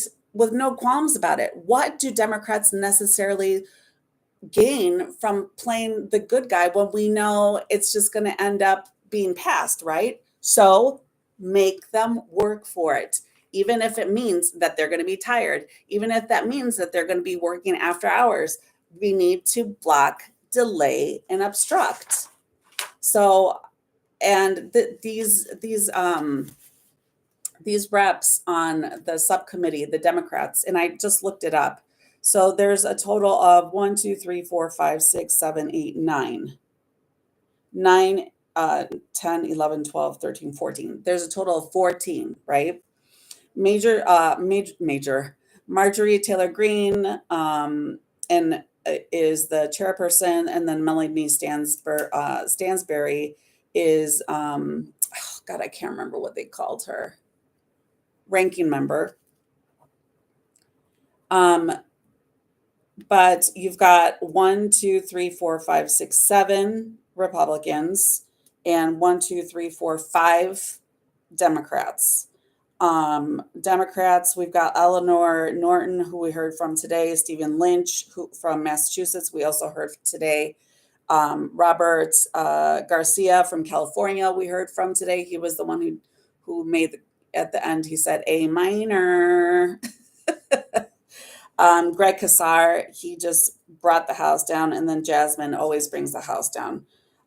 So we've got a team that's not equal either. So I don't know if that was by design or if they can do anything about that, but we really need to be bringing these committees to light and showing people. I mean, look at it, like when we're looking in the chat here in TikTok, and it's just like, when Donna says, like, how come more people don't watch these things? Well, it's because they don't have time. But I think because they are during the day and people are working and stuff like that. But I think for so long, our government has gotten away with not, no one kind of being invested as they are now, and rightfully so, because there's so much at risk right now, right?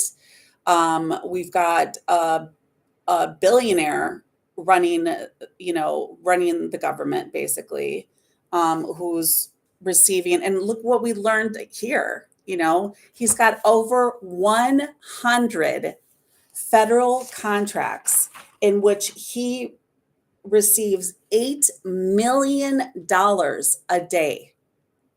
$8 million, who is sending in these people, firing the IGs of these agencies, right? 5 IGs, 17 IGs, firing them. And so there's no oversight.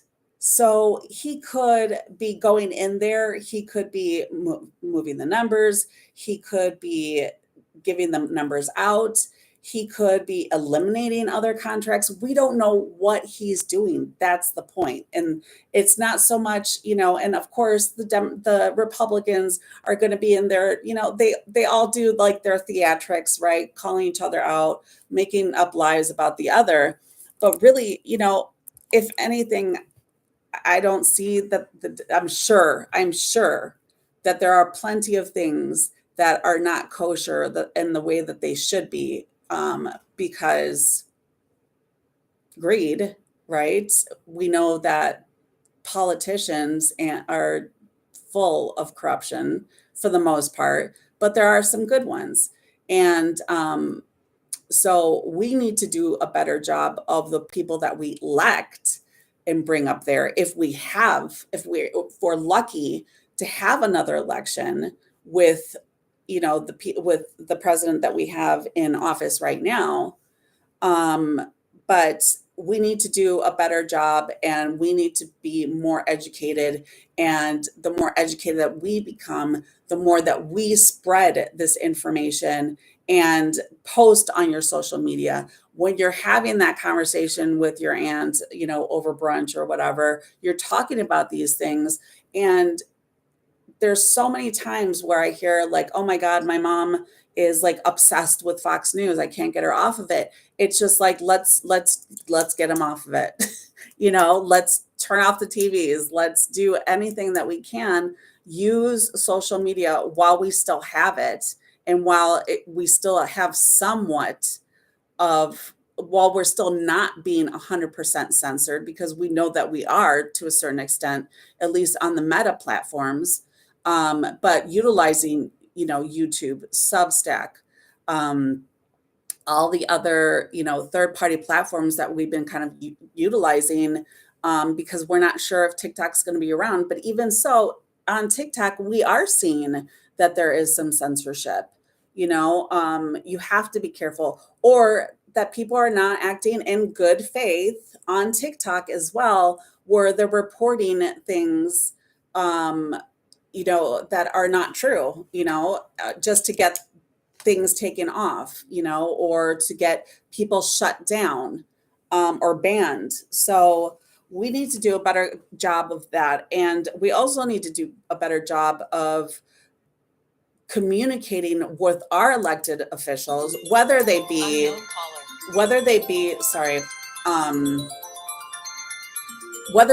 Democrats or Republicans, because, and let them know that you don't agree with this, and we need to be a thorn in their side. Why does it not stop? Sorry about that.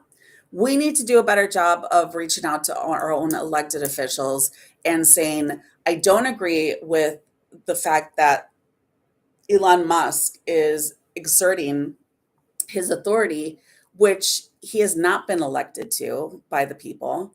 I don't agree with this. So if you're, if your elected officials are Republican, you still need to be doing that.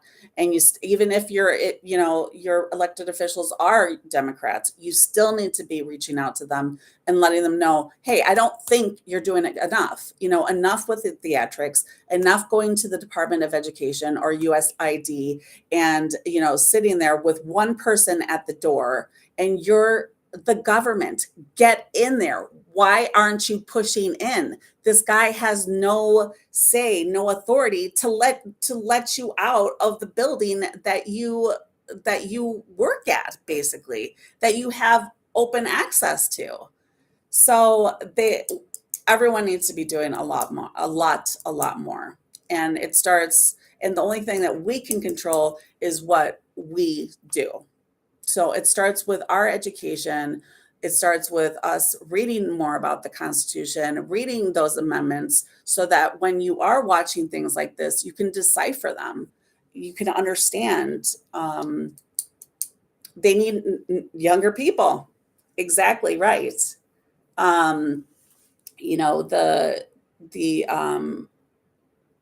The Representative Eleanor Norton, she seems like a lovely person, but I didn't really hear what she had to say because of her age. And I don't mean to be ageist, but we need younger people out there who can play, honestly, just as dirty as the Republicans do. And they have no problems doing it. None. They have no shame whatsoever. Meanwhile, the Democrats are sitting there going, we can't get in. Give me a break. How worth it is it to fight for the people, And I think they would fight even harder if their salary was only their salary that we pay through our tax, our taxpayer, our money, and not getting bribes on the side, because that way we know that they're working truly, ethically, in wanting to do what's best for us, not wanting to do what's best for the people that they're getting legalized bribes from. So we also need to do a better job of electing non-corrupt people. And if they are corrupt, we're calling them out and we're screaming it from the rooftops. So she said, yes, when are these old people going to retire? Our generation would have pulled that door to move that little skinny twig trying to guard the door. Exactly. And I get it. And, I was watching Hassan Piker. He was, which I love what he brings, and I love his contributions, and I get a lot of my information from him as well. And he brought up a good point. And it's just like, so what? You're going to get arrested? Get arrested. You can probably get out real quick too, And really, you're not doing anything, because this person is not, does not represent, the guy who was in front of the Department of Education said that he was an employee of the Department of Education, which was not true. He was one of Elon's little homies. And so impersonating a federal employee essentially is against the law. So it's like, what are we doing? We're allowing a person who's stating that they're an employee of the Department of Education and have no say over who comes and goes, but the people who actually have true access to get into these buildings don't. they're just like, oh, I guess I can't. Ooh, no. So we got a lot of introspection to do. And I think the easiest and way that we can go about it is fighting fire with fire and utilizing our voices every day. Be annoying. I'm sure, all my friends that I asked to, support me on TikTok and YouTube and stuff are like sick of hearing about it. But you know what? This is my calling. And if this is what I can do to contribute, then I will do it. I will be a pain in the side of everyone. So I did look up those Senate, the people on the subcommittee oversight for DOGE. And I was going to, I was actually going to go on Open Secrets to see if they have any stock, and if they have any stock in Elon Musk's. And it doesn't stop there. I mean, we can even look at Elon Musk. We can also look at the companies maybe that they're subcontracting out to do these audits and see if there's any conflict of interest there. Yeah, I mean, this is where it starts, So if we were to look, let's just for the sake, right? Let's look up Marjorie Taylor Greene.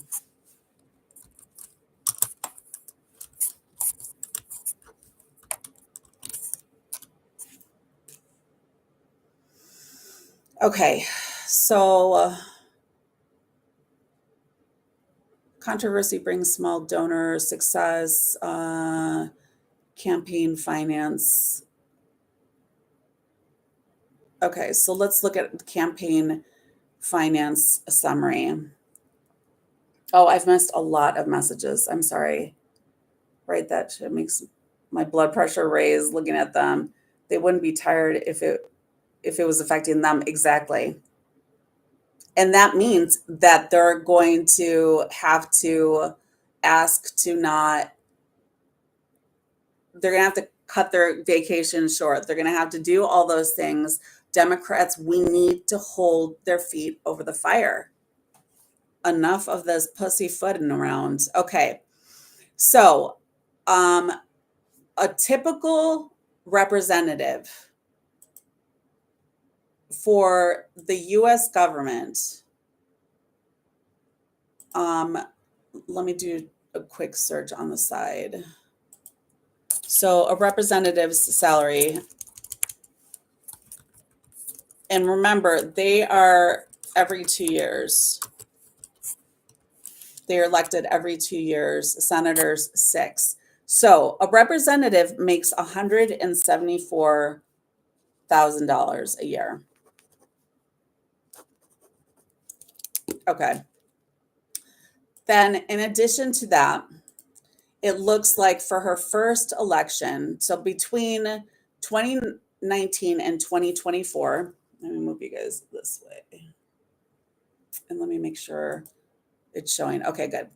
So in between 2019 and 2024, she raised $23 million. That's a lot of money. She spent 22 of it, which means she had almost 2 million cash on hand. Then we want to look to see where, right? Who gave her that money?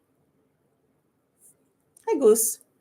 The House Freedom Fund, Textile, Rubber, and Chemical Company, Evans Construction Company, Majority Committee, Beckwith Electric. So these are the top contributors. This was updated just so you guys know on the 31st of December of last year. Top industries. So these are the industries that gave to her the most. So retired from individual contributors. 4 million. Republican conservative to almost 2.2 million. Real estate to basically 250,000. Healthcare professions 202. General contractors 141, and then PACs. So she received 36,000 from a PAC and 1,500 from a PAC for general contractors. So this goes on and on and on. And then we can see if she has stocks. So let's look at, so this is that was just the summary. Here's elections.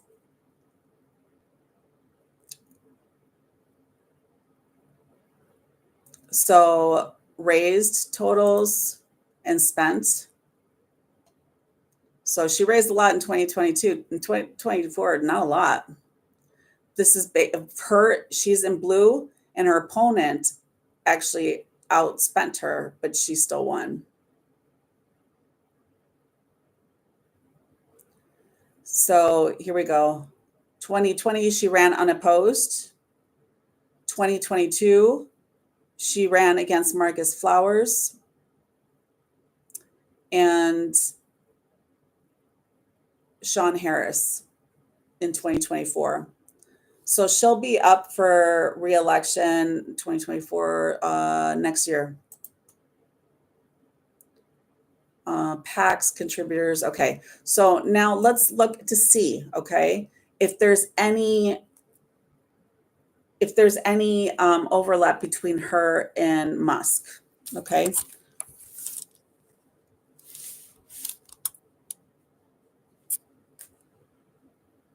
Donor. And then, so first and last donor, he's given a lot. I actually have all of his in an Excel spreadsheet. DT supporting her to run. Oh, I'm sure. So let's go back.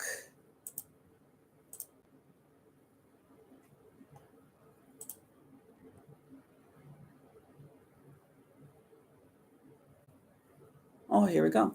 So, so in March, Donald Trump gave money, and it says occupation retired, gave money to gave Ken Paxton $10. Ken Paxton is the attorney, or he's the lieutenant governor of Texas. Let's see. DNC services. Jess Piper. He's got a lot of different. Why does it stop?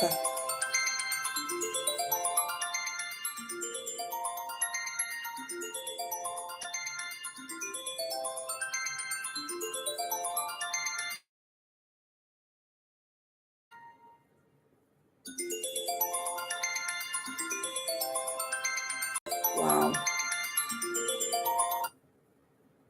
So let's look at this. So it looks like Donald Trump has actually given a lot of, if you look at this over here, recipient jurisdiction. Make sure, right here. A lot of them are in Florida. So I want to look to Georgia and see if he gave anything to MTG.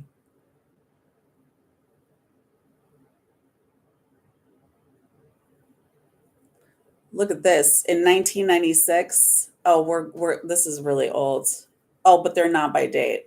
But he actually gave money to Chuck Schumer. Let's look at the dates. Okay, so these are from the newest. Donald Trump to Donald Trump, $450. Huh, that's interesting.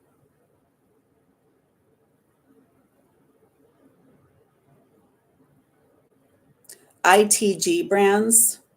And that's another thing to look for, is if a politician, has another job, did they contribute to their company?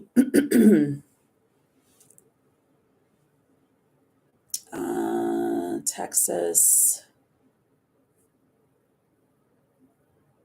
ITG. I'm seeing a lot of ITG.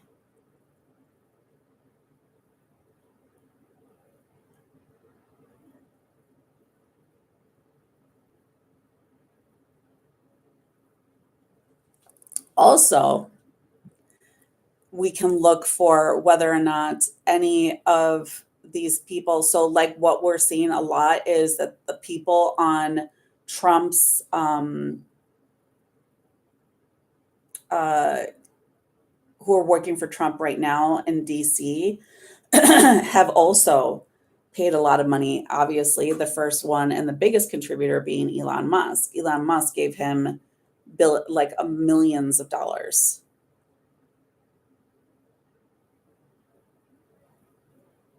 So these go to 2020. So I'm not sure.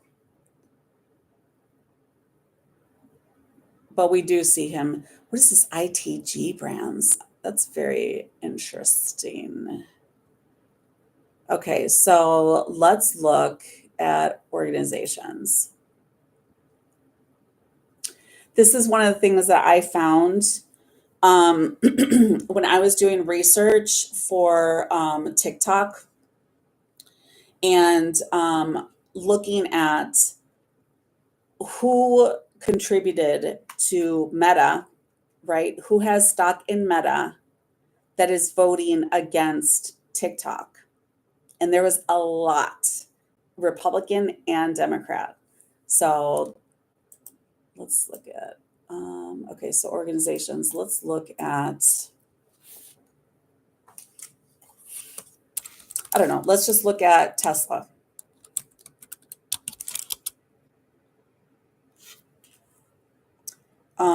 And then let's look.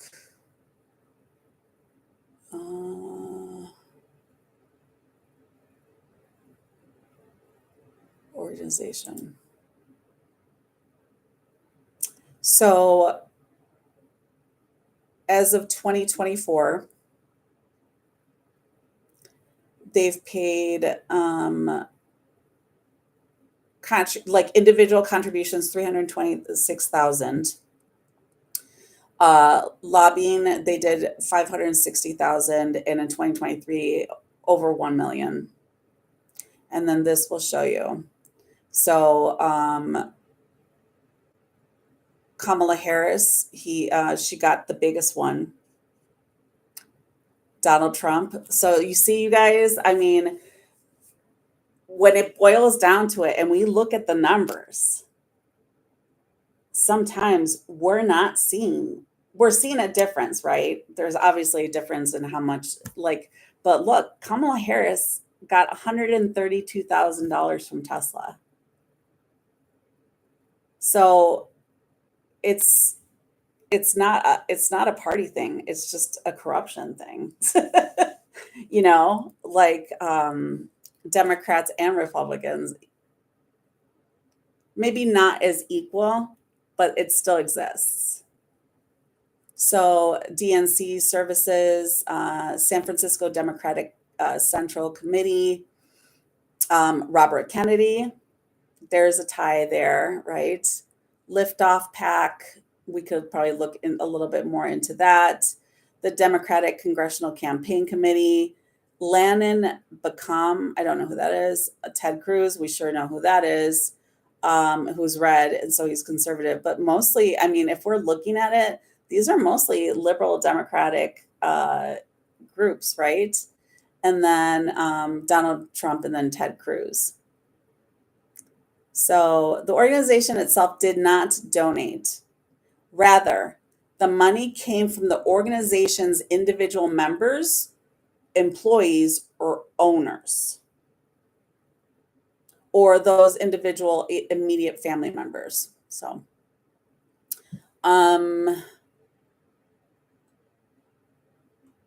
So there is no, that's not all. But here's a breakdown. So this is a wonderful, wonderful source for you guys to be able to look into, because it's out there. This is all free. OpenSecrets.org to find out. So what I will do is I'm going to go through and I'm going to look to see and follow the money, essentially, right?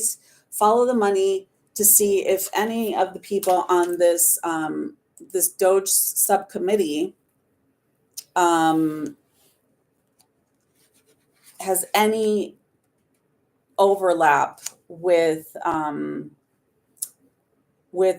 Musk, with Donald Trump, potentially any third-party contractors or anyone that's working in this effort to root out, corruption and that kind of thing.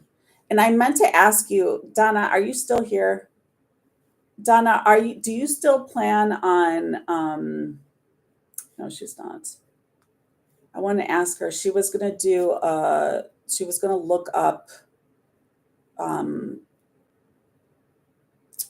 information on the consumer protection and the shutdown and stuff like that. So I was just going to ask her if she was going to do that or not.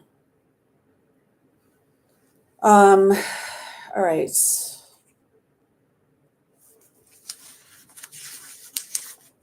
So I will look into that. Let's move on.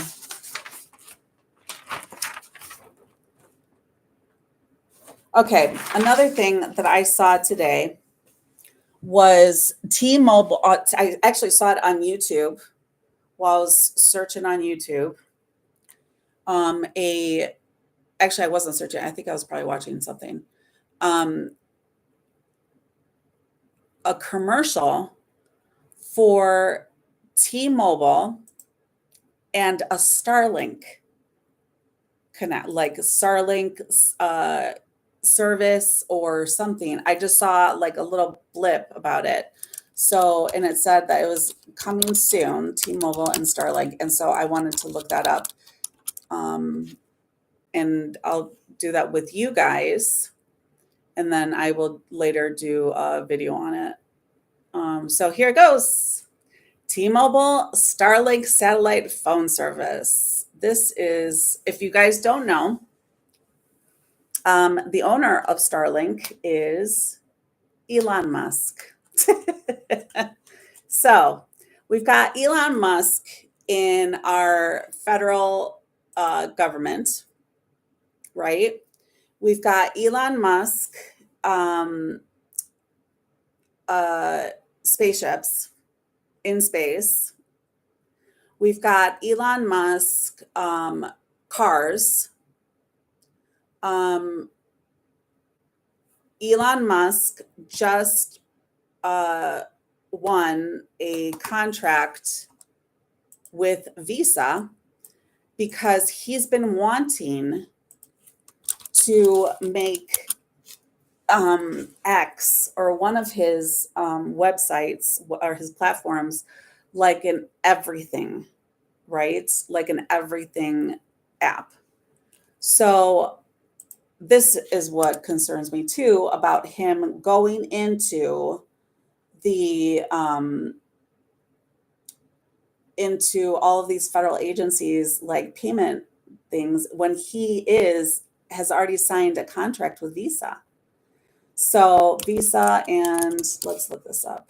Actually, before I move from T-Mobile Starlink, which is really scary, let's look up Visa and Elon Musk. Here we go. Elon Musk's ex-partners begins its push into financial services with Visa deal. So it says Elon Musk's ex said it struck a deal with Visa. the largest US credit card network to be partner for what it's calling the X money account. This is scary. Visa will enable X users to move funds between traditional bank accounts and their digital wallet and make instant peer-to-peer payments like with Zelle or Venmo. It's the first concrete move from X to create a financial ecosystem for the social media site. I am never, ever, let me say this, ever and ever going to tell you what you should do, ever. But I am going to recommend that you do not use this and that you do not use T-Mobile Starlink. And if you have to, look for other options, because as we've seen, as things are unfolding on a day-to-day basis, this guy is corrupt and he is meddling now, not only in US, if you guys have watched my videos, my other videos, not only in the US politics and government, but in European. He has got several inquiries, and I don't think they're lawsuits, but I think that he's been reported by several companies or several countries. I'm getting countries and companies, right? Confused. That they've filed complaints or have requested, I don't know. I'll have to look into it. Several companies in the EU have filed complaints against Elon Musk meddling in their politics and in their government. But we're the only stupid country to give it to him. So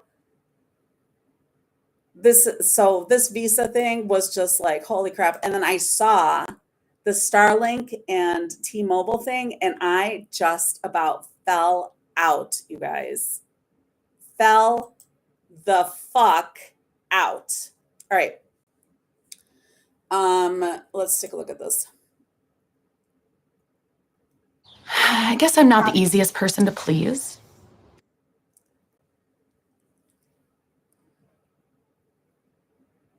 Sorry, we gotta watch this. So Elon Musk's social media platform X on Tuesday announced the launch of digital wallet and peer-to-peer payments services provided by Visa. X struck a deal with Visa, the largest U.S. credit card network, to be the first partner for what it's calling the X Money account, CEO Linda Yaccarino announced in a post on the platform. Yeah.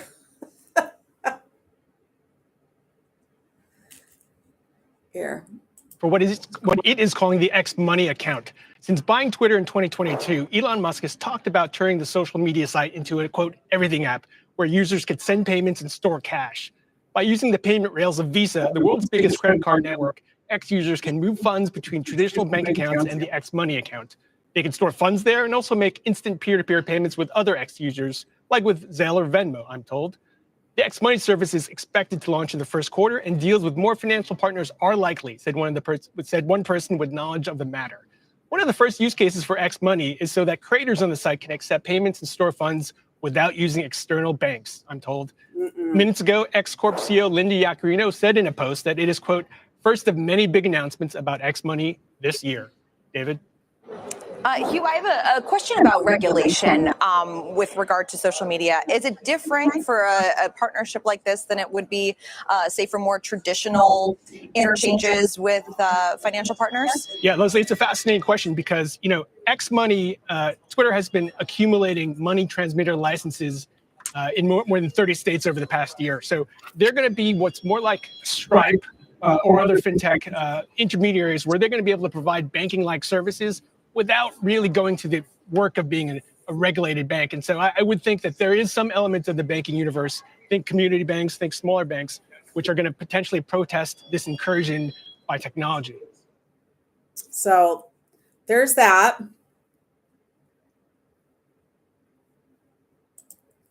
I guess I'm not the easiest person. Hi, Coach Q. All right, and then let's go back to what I was, the T-Mobile and Starlink. So Starlink is another company that Elon Musk owns, right? So I saw this last night when I was just flipping through news media channels that I watch. And I saw this and I was like, you've got to be kidding me. So Musk owns Starlink. There's going to be a merger here of some sort. I don't know if it's exclusive. Let's take a look into it. But it says that you can actually register for the beta right now. Let's see what it says. So join the beta and turn your phone into a satellite phone. Explore that national park, text from remote areas, coast to coast, reach mom when you reach the summit. Experience coverage like never before. T-Mobile is the first and only U.S. wireless provider with a mobile plus satellite network connecting you automatically so you can text via satellite on most modern smartphones. So this guy is going to space too. Whew. We're on a mission to end dead zones. So from your front door to some of the most remote locations, 500,000 square miles in the US are currently not covered by any wireless company. Yes. So T-Mobile, Shawnee, is merging with Starlink, which is owned by Elon Musk. So I just came across this last night when I was clicking through YouTube, and I just about fell out. T-Mobile and Starlink are continually launching new cell towers in space. Yeah, it's scary. So far, there's 451 satellites launched so far. You'll have coverage almost anywhere you go. T-Mobile has T-Mobile has America's largest 5G network in areas that traditionally tower signals can't, but with the T-Mobile Starlink provides an extra layer of coverage. Here are the frequently asked questions. Yes, I have a lot of questions. What is the T-Mobile Starlink beta? So it allows you to experience satellite to mobile connectivity. The T-Mobile Starlink beta will begin with text-only messaging through your phone's native messaging app. This means you can send and receive standard text-based messages, including text to 911. In the future, T-Mobile Starlink will also include picture messaging, data services, and voice calling. The free beta will continue until T-Mobile Starlink launches in July of this year. So we're looking at July. I'm going to write this down.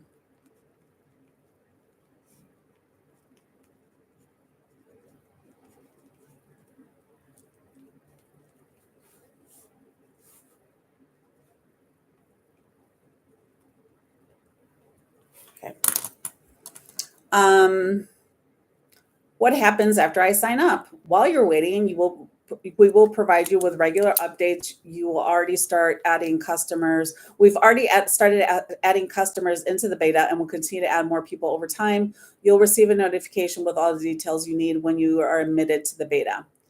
The question is, where is T-Mobile Starlink satellite coverage available? It says, check out our coverage map to see where T-Mobile Starlink satellite coverage is available. We are also collaborating with our global warming. Hi, thank you so much for the Harmony. I appreciate you. Thanks so much. We're going over Elon Musk's monopoly of every single aspect of our life. So it says, we're also collaborating with our global warming partners and SpaceX. Oh, and that's another thing, Neuralink, right? So he also wants to put a chip in your brain. And SpaceX to offer satellite services to our customers when traveling abroad or in international waters in the future. Wow. That's scary. What if I registered for the beta before the early adopter discount? Okay, we don't care about that. Okay, what makes T-Mobile Starlink unique? T-Mobile Starlink is available to anyone on any carrier. Oh, shoot. So he can reach more people. Great. Our other carrier services are limited to customers only to the extent that they're available. Our partner, Starlink, is the undisputed leader in satellite technology. With over 450, I'm actually going to write this down, 450 satellites in orbit right now.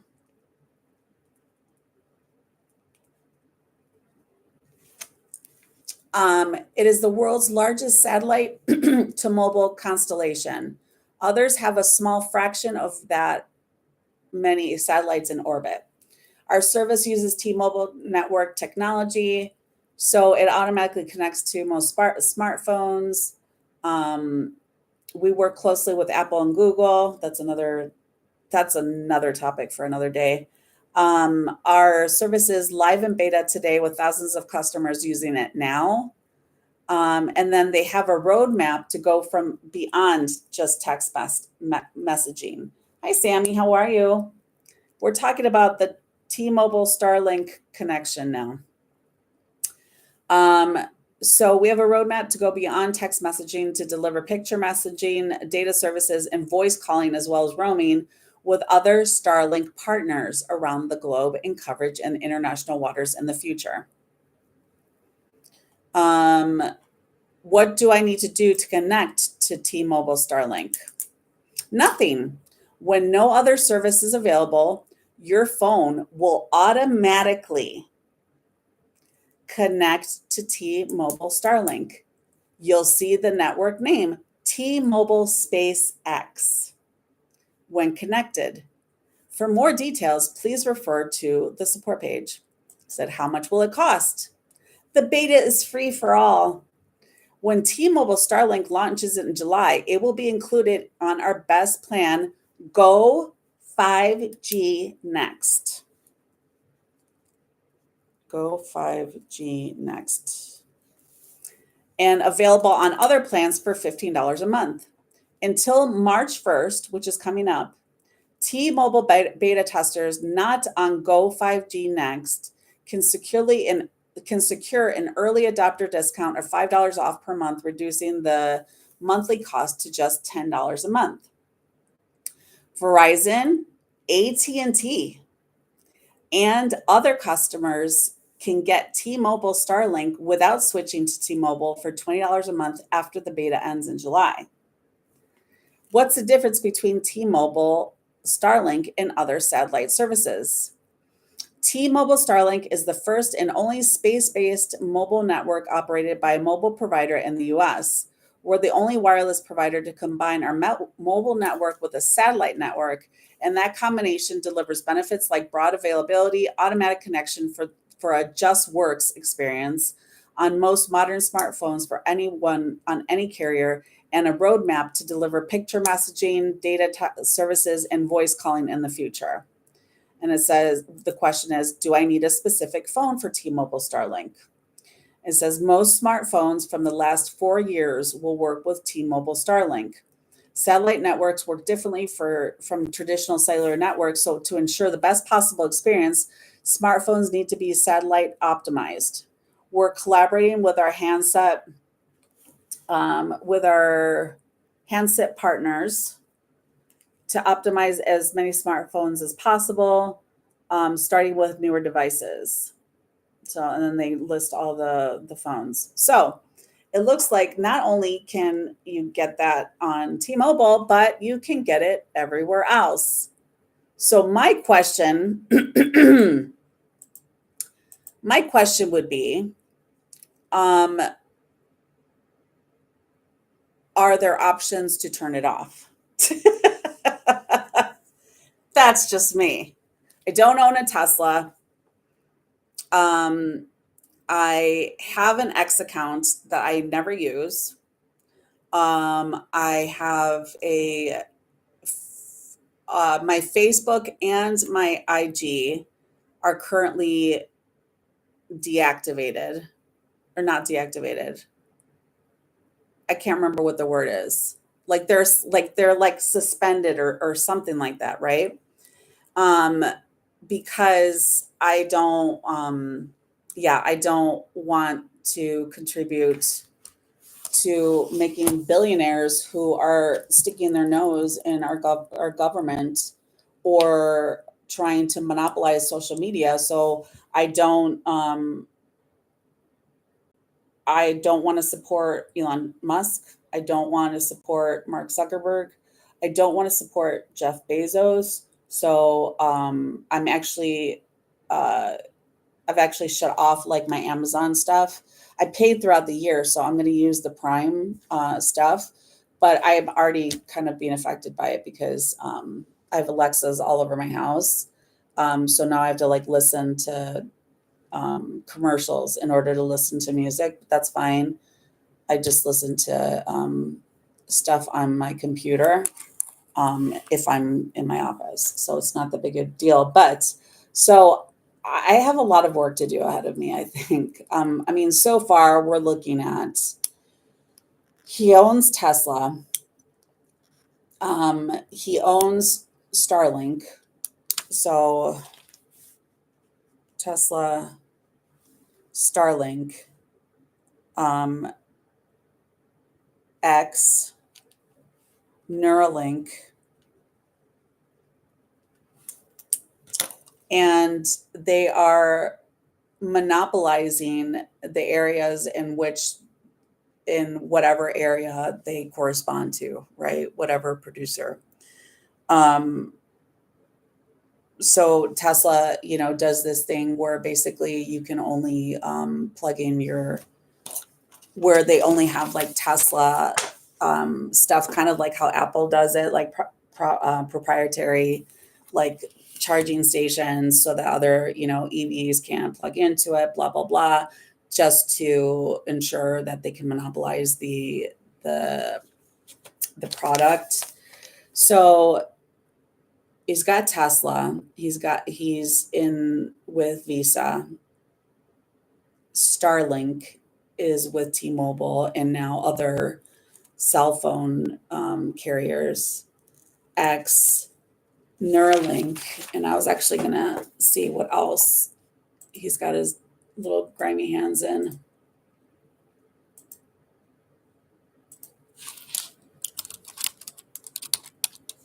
Look, I didn't even have to go very far. It already pops up.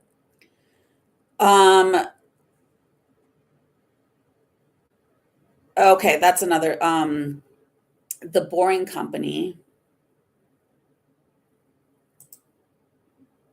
He no longer owns PayPal, or does he?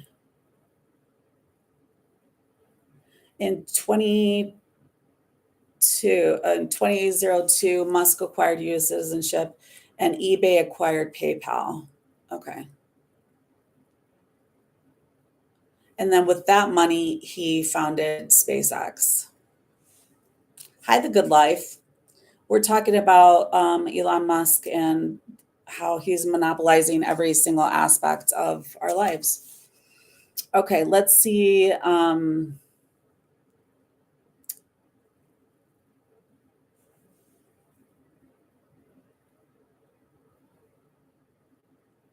He's got so many different lawsuits that were started within federal agencies that he is now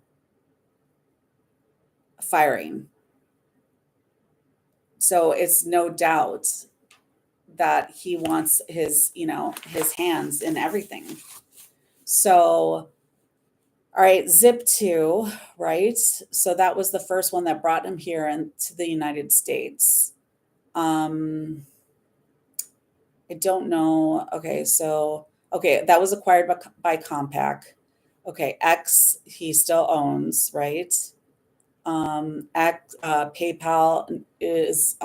was acquired by eBay. SpaceX he still owns. Starlink, which we just discussed. Tesla, which we know about. Solar City and Tesla Energy. So I got to write this down. Solar City and Tesla Energy. Neuralink, right? This is a neurotechnology startup. It aims to integrate the human brain with artificial intelligence by creating devices that are embedded in the brain. No, thank you. The Boring Company. Let me write this one down. I know that he has a grocery store here in Texas, and I think it's this one. So in 2017, Musk founded the Boring Company to construct tunnels and revealed plans for specialized underground high occupancy vehicles that could travel up to 150 miles per hour and thus circumvent above ground traffic in major cities.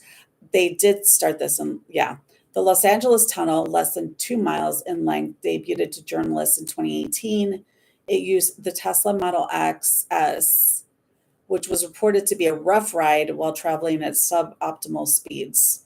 Then there was 2 tunnel projects announced in 2018 in Chicago and West LA, but they've been canceled. And then there's a tunnel beneath the Las Vegas Convention Center, which was completed in 2021. Local officials have approved further expansions of that tunnel system. Okay, then there's the X Corp, but they already mentioned X. So is there a different? X.com. So in 1999, Musk co-founded X.com, an online financial services and email payment company. So, okay, that merged. Okay, so it doesn't look like it. Thanks, Shawnee. Solar City and Neuralink, the Boring Company, X Corp, which is Twitter. But he has a gas station or something.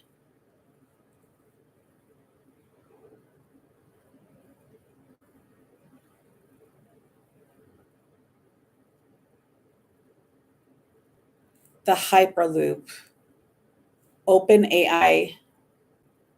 Thanks, Juan. And December 2015, Musk co-founded OpenAI. He left it, though. And since then, OpenAI continues to make significant advances. And I believe I just saw a news clip that person has no intention on going into business with him. Private jets. So he owns Musk uses a private jet owned by Falcon Landing LLC, a SpaceX linked company.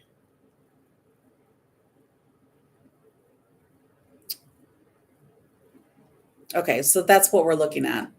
So I'm going to, I've got some work to do. So we're looking at a total of Tesla, Visa being in bed with X, and T-Mobile using his company Starlink, Neuralink, Solar City, and Tesla Energy, and the Boring Company. And I'm going to look, and I'm actually going to, I have not heard anyone talk about this,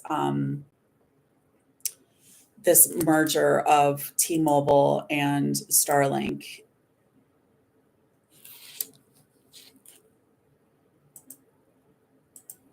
My big question is,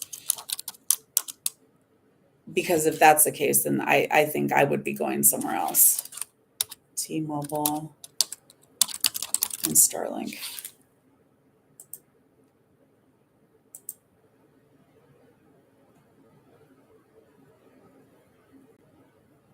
So it doesn't go into effect until July. So I'm going to look into that. I'll be doing a news alert on that. and then digging a little, and then I'm just going to do a total one. I did one on, I did a video on Musk's plummeting likability and his plummeting Tesla stock as well. That's really kind of made a big mark on, and he's lost some money because of that, but we don't feel very bad about that. We just don't. All right. I think I am going to take a lunch break. And hi, Juan. How are you, friends? Thanks for your finger hearts. I appreciate you guys. Yeah, I'm going to do a general Elon Musk kind of refresher for a lot of people, because I think people would just appreciate having all that information in like kind of one place. So I'll do a like a 10-minute thing on Elon Musk, and then like a video, and then do a video for YouTube as well. Hi, Teresa and Stitch. Welcome in. Today's Wednesday, huh? Oh, today. Okay. So I think I'm going to get off of YouTube and thank everyone on YouTube. There's no one on YouTube. But at least this video exists. People can watch it whenever they want. So yes, thank you, YouTube. Thanks for the space. And I hope if anyone watches this, they'll enjoy it. Have a wonderful day. I will see you soon. Peace. All right.